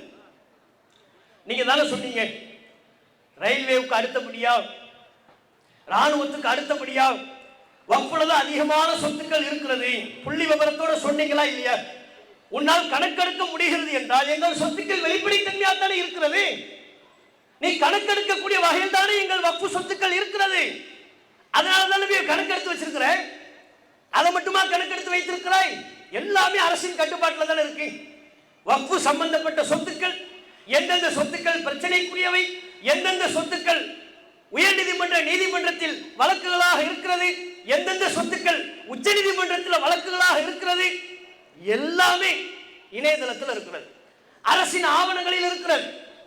இதை விட வேறு என்ன வெளிப்படைத்தன்மை வேண்டும்? வக்ஃபு நிலத்தில் பிரச்சனையா? நீதிமன்றம் செல்ல இயலும், உயர்நீதிமன்றம் படியேற முடியும், உச்ச நீதிமன்றம் படியேற முடியும். அந்தந்த மாநிலங்களில் வக்ஃபு சொத்துக்களை கண்காணிப்பதற்கு மாநில அரசின் கீழ் வாரியங்கள் இருக்கிறது, மத்திய அரசின் கீழ் கவுன்சில் இருக்கிறது. எல்லாரும் சேர்ந்து வக்ஃபு சொத்துக்களை கண்காணித்துக் கொண்டிருக்கிறார்கள். இதற்கு மேலும் இவர்களுக்கு வெளிப்படைத்தன்மை வேண்டும் என்கிறார்கள். எவ்வளவு பெரிய பச்சை பொய்! வக்ஃபு சொத்துக்கள் வெளிப்படைத்தன்மையாக இல்லை என்று சொல்வது எவ்வளவு பெரிய பச்சை பொய்! இவங்க பொய்யை சொல்லி தாங்க பயம் காட்டுறாங்க. பொய்யை சொல்லி அவதூற சொல்லி அமித்ஷா பேசுறார். வக்ஃபுக்கு வானளாவிய அதிகாரம் இருக்கிறது, பாராளுமன்றத்தை வக்ஃபு என்று சொல்கிறார்கள், அந்த கோவில் நிலத்தை வக்ஃபு என்கிறார்கள், இதை வக்ஃபு என்கிறார்கள். இவங்களா ஒன்று ரெண்டு உண்மையா இருக்கும், பலது இவங்களா கிளப்பி விடுறது. பாராளுமன்றத்தை வக்ஃபு என்கிறார்கள். எவன் சொன்னான்? அந்த அயோக்கிய பையனை கூட்டுவார். பாராளுமன்றத்தை வக்ஃபு என்கிறார்கள், கோவில் நிலத்தை வக்ஃபு என்கிறார்கள். நாளை உங்கள் வீட்டையும் வக்ஃபு என்பார்கள், உள்ளே நுழைவார்கள், அபகரிப்பார்கள். ஆகவே அந்த அபகரிப்பை தடுப்பதற்கு, வக்ஃபுக்கு இருக்கிற வானளாவிய அதிகாரத்தை கட்டுப்படுத்துவதற்கு தான் இந்த புதிய சட்டம். பச்சை பொய்! வக்ஃபுக்கு வானளாவிய அதிகாரம் இருக்கா? வக்ஃபு சொந்த அடுத்தவங்களுக்கு தாரை வார்த்து அமர்ந்திருக்கிறார்கள், எதுவும் பேச முடியாமல் அமர்ந்திருக்கிறார்கள், அதிகாரம் இல்லாமல் அமர்ந்திருக்கிறார்கள். அவங்க போய் வானளாவிய அதிகாரம் இருக்கும். வானளாவிய அதிகாரம் இருந்தால் இவங்க எதையெல்லாம் வக்ஃபு சொத்துன்னு சொல்றாலும் உள்ள புகுந்து அவங்களை வெளியேற்றி அதை எடுத்துக்கொள்ள முடியுமா? முடியாதா? பார்லிமெண்ட் வக்ஃபு சொத்து, வக்ஃபுக்கு வானளாவிய அதிகாரம் தெரிஞ்சிருந்தா உடனே உள்ள போயிருக்கும்ல. பார்லிமெண்ட் உள்ள போய் ஒட்ட உங்க கும்பலை எல்லாம் வெளியேற்றி நாங்க எடுத்திருப்போம், எங்களுக்கு வானளாவிய அதிகாரம் இருந்திருந்தா. இல்லையே. எந்த காலகட்டத்திலேயாவது வக்ஃபு நிர்வாகிகள், வக்ஃபு வாரியத்தில் உள்ளவர்கள் பார்லிமெண்ட் சொத்துக்கு தங்களுக்கு உரிமை இருப்பதாக கேட்டார்களா? நீங்கள் வெளியேற வேண்டும் என்று நோட்டீஸ் அனுப்பினார்களா? திருச்செந்துறை கோவிலை சொல்கிறார்கள், கோவில் சொத்து வக்ஃபு என்கிறார்கள். எப்படி கோவில் சொத்து வக்ஃபாகும்? கெசட்ல பாரு, 1954 கெசட்ல ராணி மங்கம்மாள் அந்த ஒட்டுமொத்த கிராமத்தையும் வக்ஃபுக்காக வேண்டி இனாம் கிராமமாக கொடுத்தார்கள். அரசிதழில் இருக்கிறது, அரசு ஆவணத்தில் இருக்கிறது. அரசு ஆவணத்தில் உள்ளதின்படி இந்த பகுதிகள் வக்ஃபுன்னு சொன்னால் அது எப்படி வக்ஃபுல வந்துச்சு அப்படிங்கிறாங்க. எப்படி வக்ஃபு வந்துச்சுன்னா 54 அளவெடுத்தண்டு கேளு. ராணி மங்கம்மா வக்ஃபு செய்ததாக செப்பு பட்டயம் இருக்கிறது, அரசு ஆவணம் இருக்கிறது, அவட்ட போய் கேளு. இப்படி பொய்ய புரளிய கிளப்பி பீதியை உண்டாக்க பார்க்கிறாங்க. அதை வக்ஃபு என்கிறார்கள், இதை வக்ஃபு என்கிறார்கள், அபகரித்து விடுவார்கள். நாங்க அபகரிக்கிற நிலையியா இருக்கிறோம். எங்களிடமிருந்து நீங்க எப்ப அபகரிக்கிறீர்கள்? பாபர் மஸ்ஜித் அந்த நிலம் வக்ஃபு நிலம், நாங்க மறக்க மாட்டோம். பள்ளிவாசலை இடிச்சீங்க, அந்த நிலத்துல ராமர் கோவிலை கட்டினீர்கள். இன்றைக்கும் ராமர் கோவில் இருக்கின்ற இடம் வக்ஃபு நிலம். நீ வக்ஃபு நிலத்தை மீட்பதற்கு தான் இந்த சட்டம் என்று சொன்னால் அதை இந்த சமுதாயம் நம்ப வேண்டும் என்றால் முதலில் எங்களுக்கு நீ மீட்டு தர வேண்டியது பாபர் மஸ்ஜிதை. மீட்டு தர முடியுமா? வக்ஃபு சொத்தை பாதுகாக்கத்தான் நாங்கள் இந்த சட்டத்தை கொண்டு வந்திருக்கிறோம் என்பதில் உண்மையானதா இருந்தால் அந்த நிலத்தை எங்களிடம் திருப்பித்தார். அதோடு விடவில்லை. இப்போது அம்பானி கட்டியிருக்கிற அண்டிலா ஹவுஸ் அதுவும் வக்ஃபு நிலம். நம்ம பேர்ல உள்ள உணவகத்தை தான் வைத்திருக்கிற அப்துல் கரீம் பாயம் அந்த ட்ரஸ்ட் ஓனர் எவ்வளவு விவரமா இருந்திருக்கிறா பாருங்க. ட்ரஸ்ட் ஓனர் அனாதை சிறுவர்களுக்குரிய நிலம், அந்த நிலத்தை வித்துட்டாங்க. அம்பானிக்கு எப்படி மிரட்டி என்ன காசை கொடுத்து எப்படி விற்கவே முடியாது.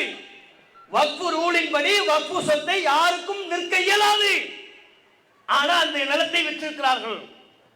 அவன் எதை காட்டி பயமாகி எடப்பாடியே பயந்துட்டாருன்னா இவங்க எல்லாம் ஏமாத்திரம், அப்துல் கரீம் பாய் எல்லாம் ஏமாத்திரம். ஆள் யாருன்னு தெரியுமா நமக்கு? அவன் பயந்துட்டான் போல இருக்கு, கொடுத்துட்டான், கையெழுத்து போட்டாங்க. விற்க முடியாதுப்பா, ரூல்ஸ் படி வக்ஃபு நிலத்தை விற்க இயலாது. சரி, நீங்க வக்ஃபு நிலத்தை மீட்பதற்கு தானே வந்திருக்கிறீங்க, புதிய அவதாரம். அம்பானி நீங்க ரெண்டு பேரும், அமித்ஷாவும் மோடிஜியும் அம்பானியை விரட்டி விட்டு அந்த நிலத்தை எங்களுக்கு மீட்டு தான் உங்களை நாங்க நம்புறோம். மீட்டு தர தயாரா? அப்ப பச்சை பொய். வக்ஃபு நிலத்தை மீட்கிறோம் என்பதெல்லாம் இவர்கள் சொல்லக்கூடிய பொய்கள். இதுல இவர்கள் கொண்டு வந்திருக்கிற ஒரு புதிய சட்டம், பல சட்டங்கள் இருக்கிறது. புதிய சட்டத்தின்படி வக்ஃபு பை யூசர் அப்படிங்கிறாங்க. நம்முடைய முன்னோர்கள் தங்களுடைய சொத்துக்களை வக்ஃபுகளுக்கு தானம் செய்கின்ற பொழுது எழுத்துமானமா தானம் செய்தவைகளும் இருக்கிறது. மரண நேரத்தில் எழுதி கொடுத்து தானம் பண்ணிடுவாங்க. அந்த காலகட்டத்தில் அரசு ஆவணம், அரசுல போய் பதிவு பண்றது அதெல்லாம் இல்லை, அதெல்லாம் நவீன வடிவம் பெறலை. அப்ப வாய்மொழியா இந்த சொத்து பள்ளிவாசலுக்குன்னு சொல்லிடுவாங்க. வாய்மொழியா வக்ஃபு. மரண தருவாயில் இருப்பார், இந்த தன்னுடைய ஒரு குறிப்பிட்ட இடத்தை சொல்லி காட்டி இதை பள்ளிவாசலுக்கு பயன்படுத்துங்க, இதை ஏழைகளுக்கு பயன்படுத்துங்க, இதை முஸ்லிம்கள் கடை வைப்பதற்கு பயன்படுத்திக் கொள்ளுங்கள், வக்ஃபுன்னு சொல்லிடுவார். சொல்லிட்டா வக்ஃபு தான், முடிஞ்சு போச்சு. ஒன்ஸ் அது வக்ஃபு என்று சொல்லிவிட்டால் ஆல்வேஸ் வக்ஃபு, கடைசி வரை அது வக்ஃபா தான் இருக்கும், அது மாற்ற முடியாது. இப்படி தானம் செய்யப்பட்ட சொத்துக்கள் லட்சக்கணக்கில் இருக்கிறது. இப்ப நீங்க புதுசா என்ன கொண்டு வர்றாங்கன்னா, எதுக்கெல்லாம் உரிய ஆதாரம் இல்லையோ, வாய்மொழியாக தானம் செய்யப்பட்டவையோ அவைகள் எல்லாம் செல்லாது. எப்படி பாருங்க, வாய்மொழியாக தானம் செய்யப்பட்டவை, வக்ஃபு செய்யப்பட்டவை செல்லாது என்று புதிய அமெண்ட்மெண்ட்ல, புதிய சட்டத்தில் இவர்கள் கொண்டு வந்திருக்கிறார்கள். வாய்மொழியா தானம் செய்தது செல்லாதுன்னு சொல்றதுக்கு நீ யாரு? அப்ப இந்த சொத்துக்களை என்ன செய்ய போற? லட்சக்கணக்கான சொத்துக்கள், 1000 பள்ளிவாசல்கள், அந்த பள்ளிவாசல்கள் கீழ் இருக்கக்கூடிய ஏராளமான நிலப்புலங்கள், எதற்கெல்லாம் ஆதாரம் இல்லைன்னு இருக்கோ, வாய்மொழியாக தானம் செய்யப்பட்டதோ, அனுபவ பாக்கியத்தின் அடிப்படையில் அந்த இடத்துல பள்ளிவாசல் இருக்கும். 500 வருஷமா இருக்கும், 400 வருஷமா, 300 வருஷமா இருக்கும். அனுபவ பாக்கியதை இருந்தாலும் ஆதாரம் இல்லை என்று சொன்னால் அது வக்ஃபாகாது அப்படின்னு சட்டத்தை கொண்டு வர்றாங்க. இது அபகரிக்கிற நோக்கம் தானே. அது போக இப்போது எந்தெந்த சொத்துக்கள்லாம் வக்ஃபு சொத்துக்களாக இருக்கிறதோ அவற்றையெல்லாம் நீங்கள் மீண்டும் பதிவு செய்ய வேண்டும். 6 மாத காலத்திற்குள் மீண்டும் ஆதாரங்களோடு பதிவு செய்யணும். இப்ப ஆல்ரெடி ஒரு வக்ஃபு சொத்து இருக்குன்னு வைங்க, இது வக்ஃபு என்பதற்கு என்ன ஆதாரமோ அந்த ஆதாரத்தோடு மீண்டும் பதிவு செய்யணுமா? மீண்டும் பதிவு செய்யறதுக்கு ஆதாரம் இருந்தாலுமே எங்க இருக்குன்னு அவன் போய் தேடுவான். 200 வருஷத்துக்கு முன்னால நமக்கு பிறந்த சர்டிபிகேட் கேட்டாலும் இருக்காது. ஒரு நிலம் அது வக்ஃபு செய்யப்பட்ட சொத்து என்பதற்கு அவர் எப்படி சான்றிதழை வைத்து பாதுகாத்துக் கொண்டிருப்பார்? அப்ப அதையெல்லாம் கொண்டு வந்து மீண்டும் பதிவு பண்ணுங்க, நாங்க டிஜிட்டலைஸ் பண்ண போறோம். டிஜிட்டலைஸ் பண்ணிட்டா என்ன செய்வோம்? ஒரு தட்டுல எதெல்லாம் வக்ஃபு சொத்து நாங்க கண்டுபிடிச்சிருவோம். ஒரு தட்டுல இவர் நொட்ட போறாங்க. நீங்க இந்த ஒரு தட்டுல நொட்டதெல்லாம் எங்களுக்கு தெரியாது. டேட்டாவை கலெக்ட் பண்ண போறாங்க. வக்ஃபு சொத்து எங்கெங்க என்ன இருக்கு எல்லாத்தையும் நீங்க பதிவு பண்ணிட்டீங்கன்னா நாங்க எல்லாத்தையும் டிஜிட்டலைஸ் பண்ணிடுவோம், கம்ப்யூட்டர்ல கொண்டு வந்துருவோம். ஒரு தட்டுல எல்லாத்தையும் எடுத்துருவோம். கிழிச்ச நீ ஒரு தட்டுல எடுத்து பாராளுமன்றத்தில் கேட்டாங்க.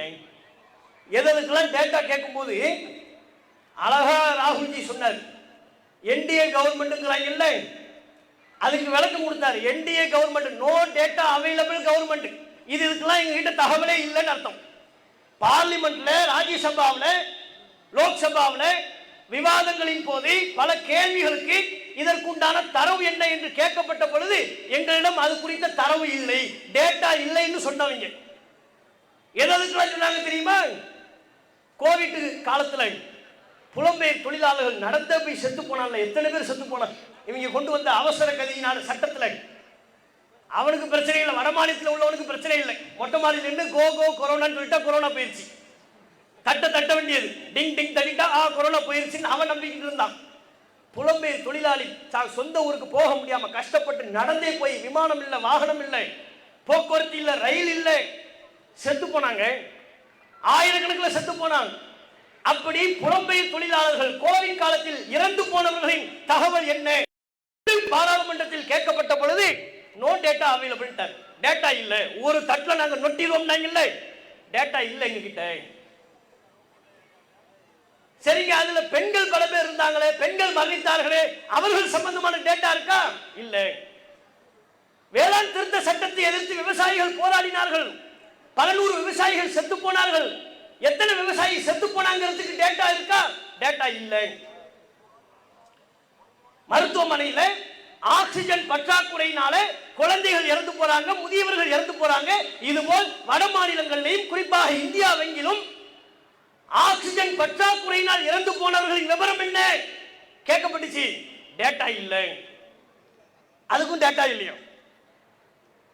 ஜெய் ஸ்ரீராம் என்கிற பெயரிலையும் மாட்டிறச்சியின் பெயராலும் முஸ்லிம்கள் தலித்துகள் கொல்லப்பட்டார்களே நூற்றுக்கணக்கில். எத்தனை பேர் இதுவரை கொல்லப்பட்டிருக்கிறார்கள், அதற்குரிய தரவு என்ன என்று கேட்கப்பட்ட பொழுது நோ டேட்டா அவைலபிள். அதுக்கும் டேட்டா இல்லை எங்க கிட்ட.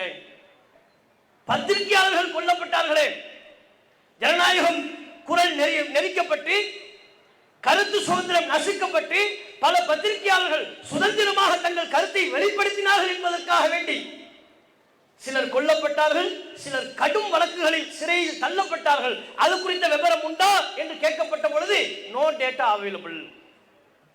இவங்க சொல்றாங்க இதுக்கெல்லாம் டேட்டா இல்லை. இவங்க சொல்றாங்க வக்ஃப் சொத்தை நீங்க எங்ககிட்ட பதிவு பண்ணிருங்க, நாங்க ஒரு தட்டுல நொட்டிடுவோம். இவங்களை நம்ம நம்பணுமா?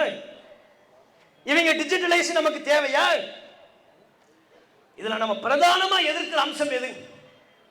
வக்ஃப் வாரியத்தில் முஸ்லிம் அல்லாதவர்களை உள்ளே நுழைக்கிறார்கள்.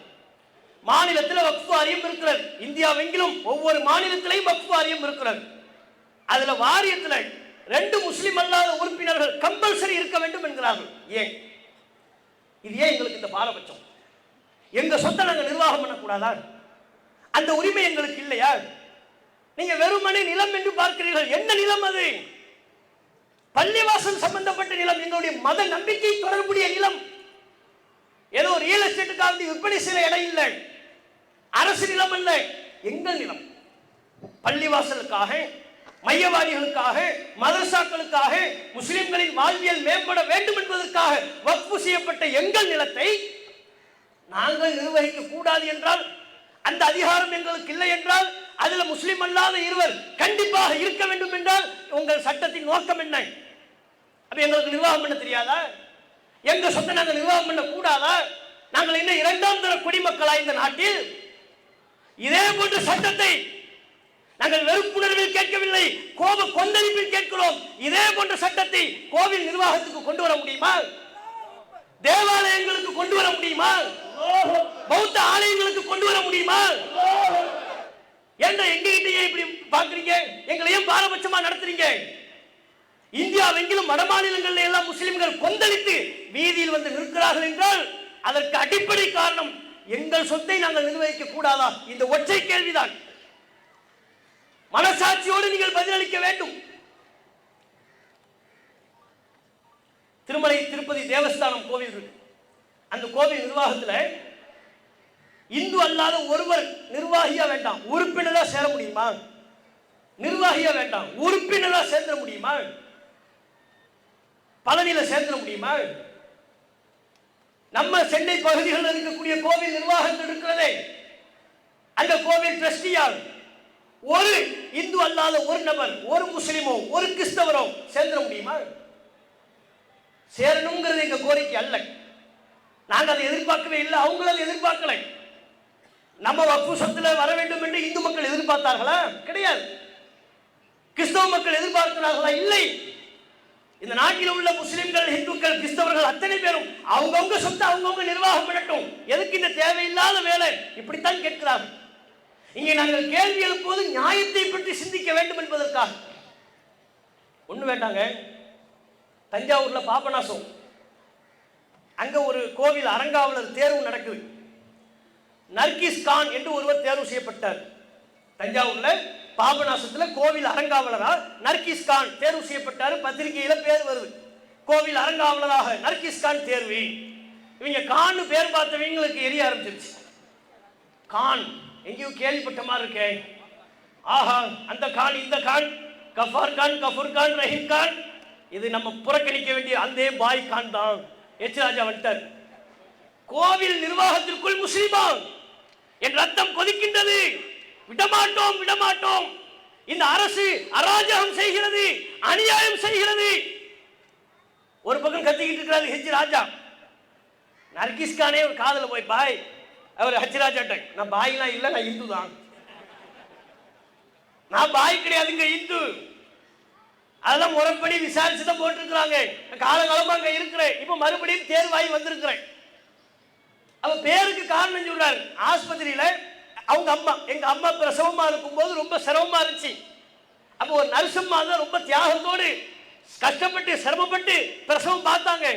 எங்க தகப்பனார் எங்க குடும்பத்தார்கள் அந்த நர்சம்மாவினுடைய நினைவாக நர்கிஸ் கான் அவங்க பேரை எனக்கு வச்சுட்டாங்க. அவங்க பாயம்மா, அந்த பாயம்மா பேரை எனக்கு வச்சு விட்டாங்க, நர்கிஸ் கான் என்று பேர் வைத்து விட்டார்கள்.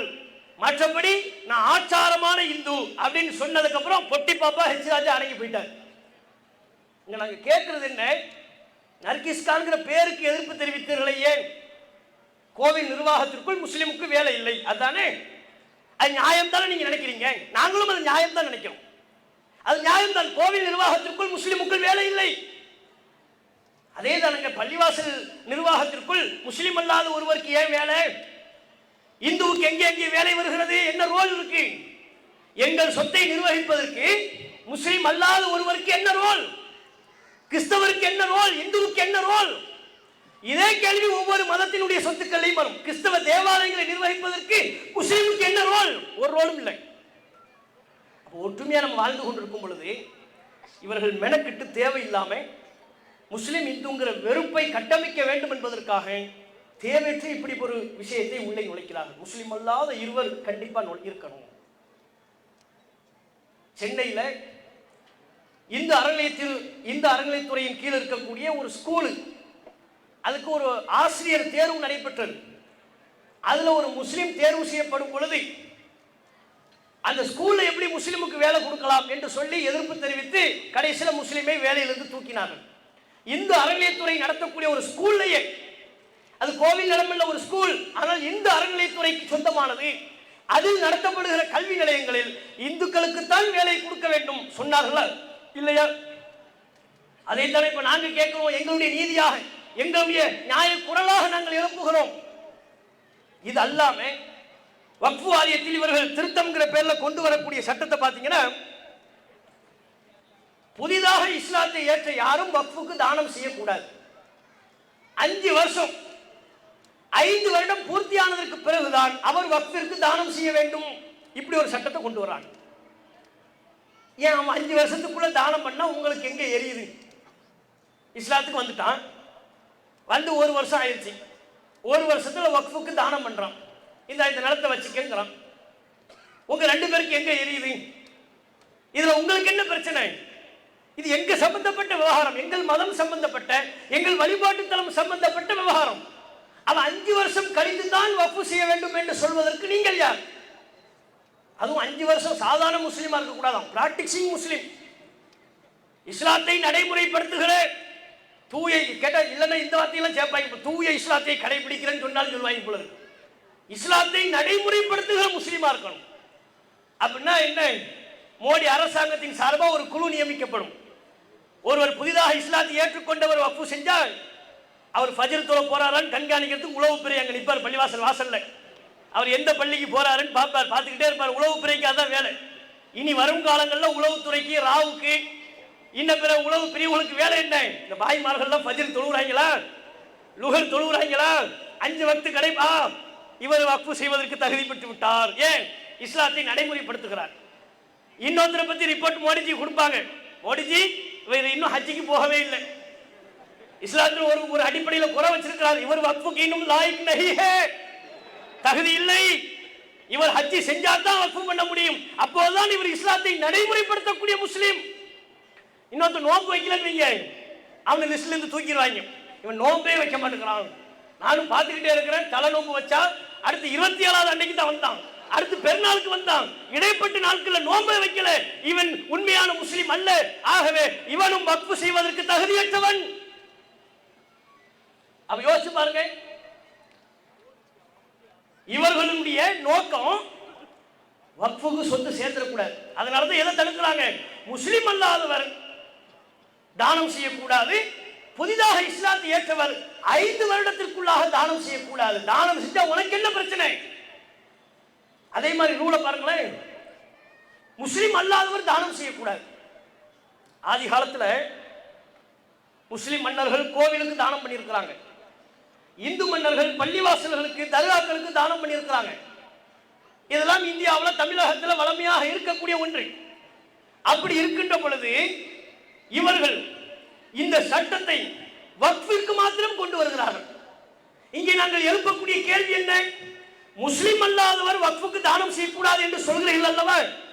இந்த சட்டத்தை நீங்கள் சரி கண்டால் இதே போன்ற சட்டத்தை இந்து அல்லாதவர் கோவிலுக்கு தானம் செய்யக்கூடாது சொல்ல தயாரா? கிறிஸ்தவர் அல்லாதவர் தேவாலயங்களுக்கு தானம் செய்யக்கூடாது. அப்ப வேறு எதிலையும் இந்த சட்டம் இல்லை. முஸ்லிம்களின் வக்ஃபுக்கு மாத்திரம் ஏன் இந்த சட்டம்? ஏன் இந்த பாரபட்சம்? முஸ்லிம்களை நசுக்க பார்க்கிறாங்க. இது சொத்து சம்பந்தப்பட்ட விவகாரம் மட்டுமல்ல. இதை வெறுமனே நம்ம பள்ளிவாசல்களோடு தொடர்புபடுத்தி விட்டு சென்று விட முடியாது. ஒரு விஷயத்தை நாங்கள் தெளிவா சொல்லுவோம். சம்பல்ல ஒரு பள்ளிவாசல், அந்த பள்ளிவாசல் அளவெடுக்கணும்னு உள்ள வந்தீங்க, அபகரிக்க பார்த்தீங்க. அந்த பள்ளிவாசலை பாதுகாப்பதற்கு 4-5 பேர் உயிரை கொடுத்தார்கள், ஒரு பள்ளிவாசலை பாதுகாக்க. இன்று நீங்கள் வக்ஃபு சட்டத்தின் மூலம் 1000 பள்ளிவாசலை அபகரிக்க பார்க்கிறீர்கள். ஒருபோதும் நாங்கள் இடம் கொடுக்க மாட்டோம். சம்பல்ல ஒரு பள்ளிவாசலை காப்பாற்றுறதுக்கு 4 பேர் 5 பேர் உசுரை கொடுத்த மாதிரி 1000 பள்ளிவாசலை காப்பாற்றுவதற்கு நாங்கள் அத்தனை பேரும் உயிர் கொடுக்க தயார்.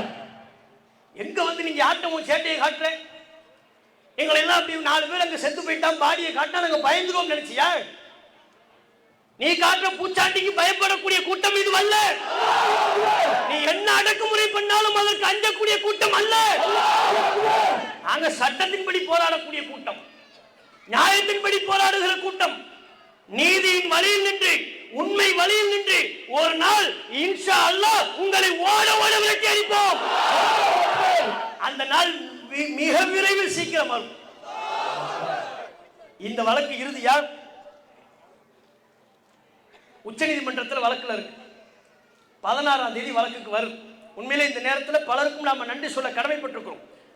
இந்த வக்ஃபு சட்டத்தை எதிர்த்து பார்லிமெண்ட்ல உளப்பூர்வமா நிறைய பேர் குரல் கொடுத்தாங்க. அவர்கள் அத்தனை பேருக்கும் நாம் நன்றி செலுத்த கடமைப்பட்டிருக்கிறோம். அதுபோல் தமிழகம் எங்கும் பல்வேறு கட்சிகள் கருத்து வேறுபாடுகளை கலைந்து ஆர்ப்பாட்டங்களிலே ஜனநாயக போராட்டங்களிலே ஈடுபட்டார்கள், நன்றி செலுத்துகிறோம்.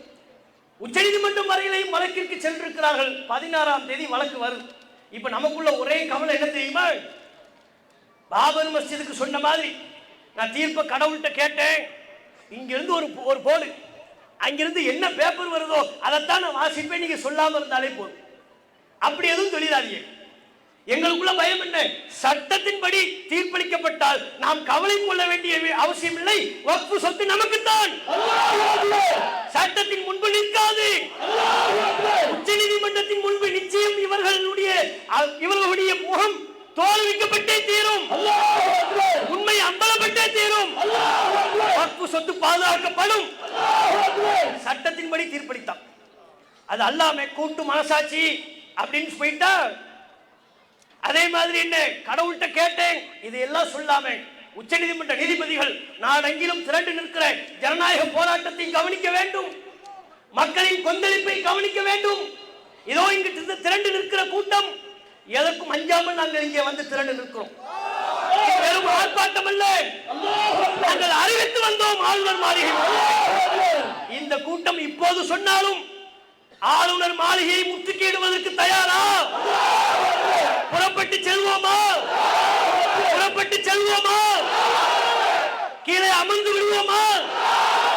சொன்னா சொல்வதற்கு தனி நபருக்காக அல்ல, கொண்ட கொள்கைக்காக, இறை மார்க்கத்தின் மீதால் வக்ஃபு செய்யப்பட்ட சொத்துக்களை பாதுகாக்க வேண்டும் என்பதற்காக எங்கள் நபிகள் எங்களுக்கு போதித்தார்கள். மன் குத்தில தூன மாளிகை பஹுவ ஷஹீத். எவன் ஒருவன் தன் சொத்தை பாதுகாப்பதற்கு தன் உயிரை இழக்கின்றானோ அவன் ஷஹீத் என்றார்கள், உயிர் தியாகி என்றார்கள். நீங்கள் காட்டுகிற எதற்கும் நாங்கள் அஞ்ச மாட்டோம், எதற்கும் நாங்கள் அஞ்ச மாட்டோம். மாட்டோம். நீதி வெல்லும் வரை எங்கள் போராட்டம் தொடரும் தொடரும் தொடரும். அஸ்ஸலாமு அலைக்கும் வரஹ்மத்துல்லாஹி வபரகாத்துஹு. சில நிமிடங்கள் கோஷம்.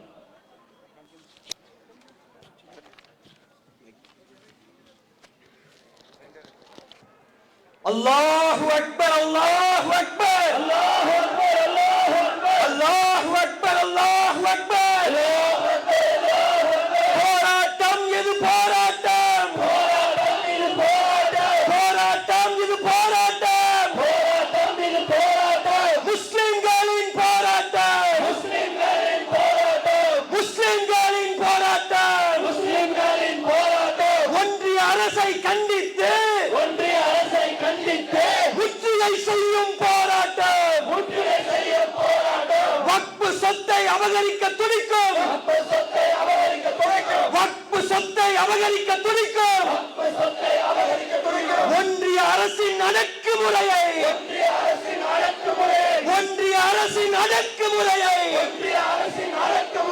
வன்மையாக கண்டித்து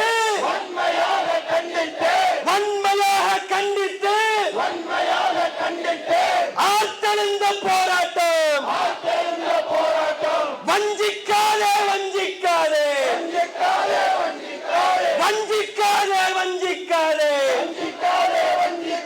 முஸ்லிம்களை வஞ்சிக்காதே. திட்டம் தீட்டி சட்டம் தீட்டி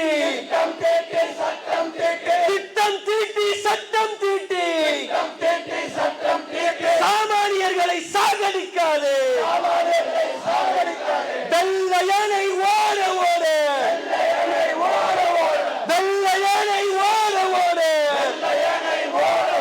விரட்டி அடித்த சமுதாயமடா வக்ஃபு சட்ட திருத்தத்தை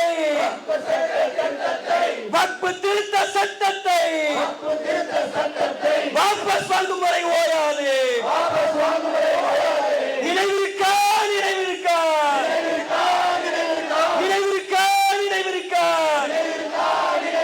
ஆசாதி கோஷம் நினைவிருக்கா. ஆசாதி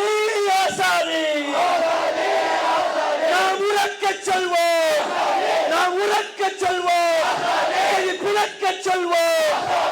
பிளக்கச் சொல்வோம். நாம் வாங்கி உரைப்போம். இது எங்கள் சொத்து எங்கள் சொத்து இது எங்கள் உரிமை. உன் திட்டம் ஒழிப்போம் உன் கொட்டம் அழிப்போம் உன் சட்டம் தாழ்ப்போம். நாங்கள் பயப்பட மாட்டோம் அப்ப இழக்கவும் மாட்டோம். நீ சுருட்டிட நினைத்தால் உன்னை விரட்டி அடிப்போம். எங்கள் உரிமை காக்க எங்கள் உயிரையும் கொடுப்போம். பாசிச படையே இது திப்புவின் கூட்டம். நீ அடக்க நினைத்தால் நாங்கள் அடங்கிட மாட்டோம். திருட்டுத்தனத்தை நாங்கள் ஒழித்து கட்டுவோம். நாங்கள் கலைத்திட மாட்டோம். அதை கலங்கவும் மாட்டோம். இனி ஒவ்வொரு நாளும் உறக்கச் சொல்வோம். அப்ப மீட்கும் வரைக்கும் எங்கள் போராட்டம் தொடரும். உன் ஆணவ ஆட்சி அது விரைவில் வீழும். வக்ஃபு திருத்த சட்டத்தை திரும்ப பெறு. அல்லாஹு அக்பர் அல்லாஹு அக்பர் அல்லாஹு அக்பர் அல்லாஹு அக்பர். இறுதியாக நன்றி உரை செங்கல்பட்டு மேற்கு மாவட்ட தலைவர் சகோதரர் சமத் அவர்கள்.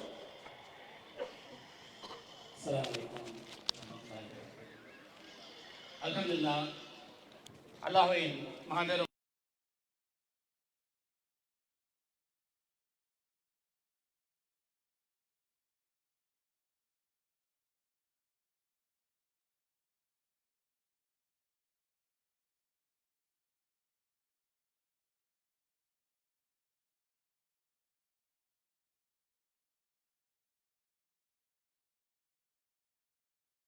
நிர்வாகிகளுக்கும் வழிகாட்டுதல் வழங்கிய மாநில நிர்வாகிகளுக்கும் நன்றியை தெரிவித்துக் கொள்கிறோம். கடுமையான வெயிலிலும் வாலண்டியர்ஸ்களாக பணியாற்றிய ஆண்கள் பெண்கள் அனைவருக்கும் நன்றியை தெரிவித்துக் கொள்கிறோம். பாதுகாப்பு அளித்த காவல்துறையினருக்கும் உளவுத்துறையினருக்கும் நன்றியை தெரிவித்துக் கொள்கிறோம். சவுண்ட் சர்வீஸ் சிறப்பாக ஏற்பாடு செய்து கொடுத்த குரு அவர்களுக்கும் நன்றியினை தெரிவித்துக் கொள்கிறோம். எங்கள் அழைப்பை ஏற்று கலந்து கொண்ட சகோதர சகோதரிகள் பத்திரிகையாளர் நண்பர்கள் அனைவருக்கும் நன்றியினை தெரிவித்துக் கொள்கிறோம். சபைகளில் முன்பு ஓதக்கூடிய துவாவை ஓதிவிட்டு கடந்து செல்வாறு கேட்டுக்கொள்கிறோம்.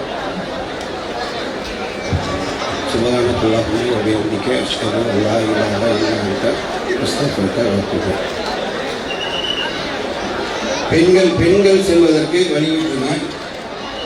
ஆண்கள் கொஞ்சம் அந்த பகுதியில் வாலண்டியர்ஸ் மாநில நிர்வாகிகள் மாவட்ட நிர்வாகிகள் கவனத்திற்கு, மாநில நிர்வாகிகள் மாவட்ட நிர்வாகிகள் கவனத்திற்கு கலைந்து செல்லக்கூடிய மக்களுக்கு வழிவகை செய்து தாருங்கள். அங்கே ஒரே நேரத்தில் யாரும் கலைஞராதீங்க, மெதுவாக கலைந்து செல்லுங்கள். மாநில நிர்வாகிகள் மாவட்ட நிர்வாகிகள் உங்களை முறையாக வழி நடத்துவாங்க. மெதுவாக கலைந்து செல்லவும், அவசரம் இல்லை.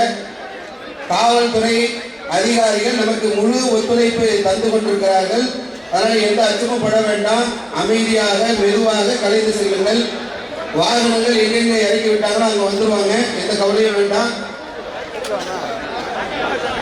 பட்டுரை சார்ந்த அப்துல் பாசித் என்கிற 10 வயது சிறுவன் காணாமல் போயிருக்கிறார். யாராவது பார்த்தீங்கன்னா 10 வயது சிறுவன் பட்டுரை சார்ந்தவர் அப்துல் பாசித்.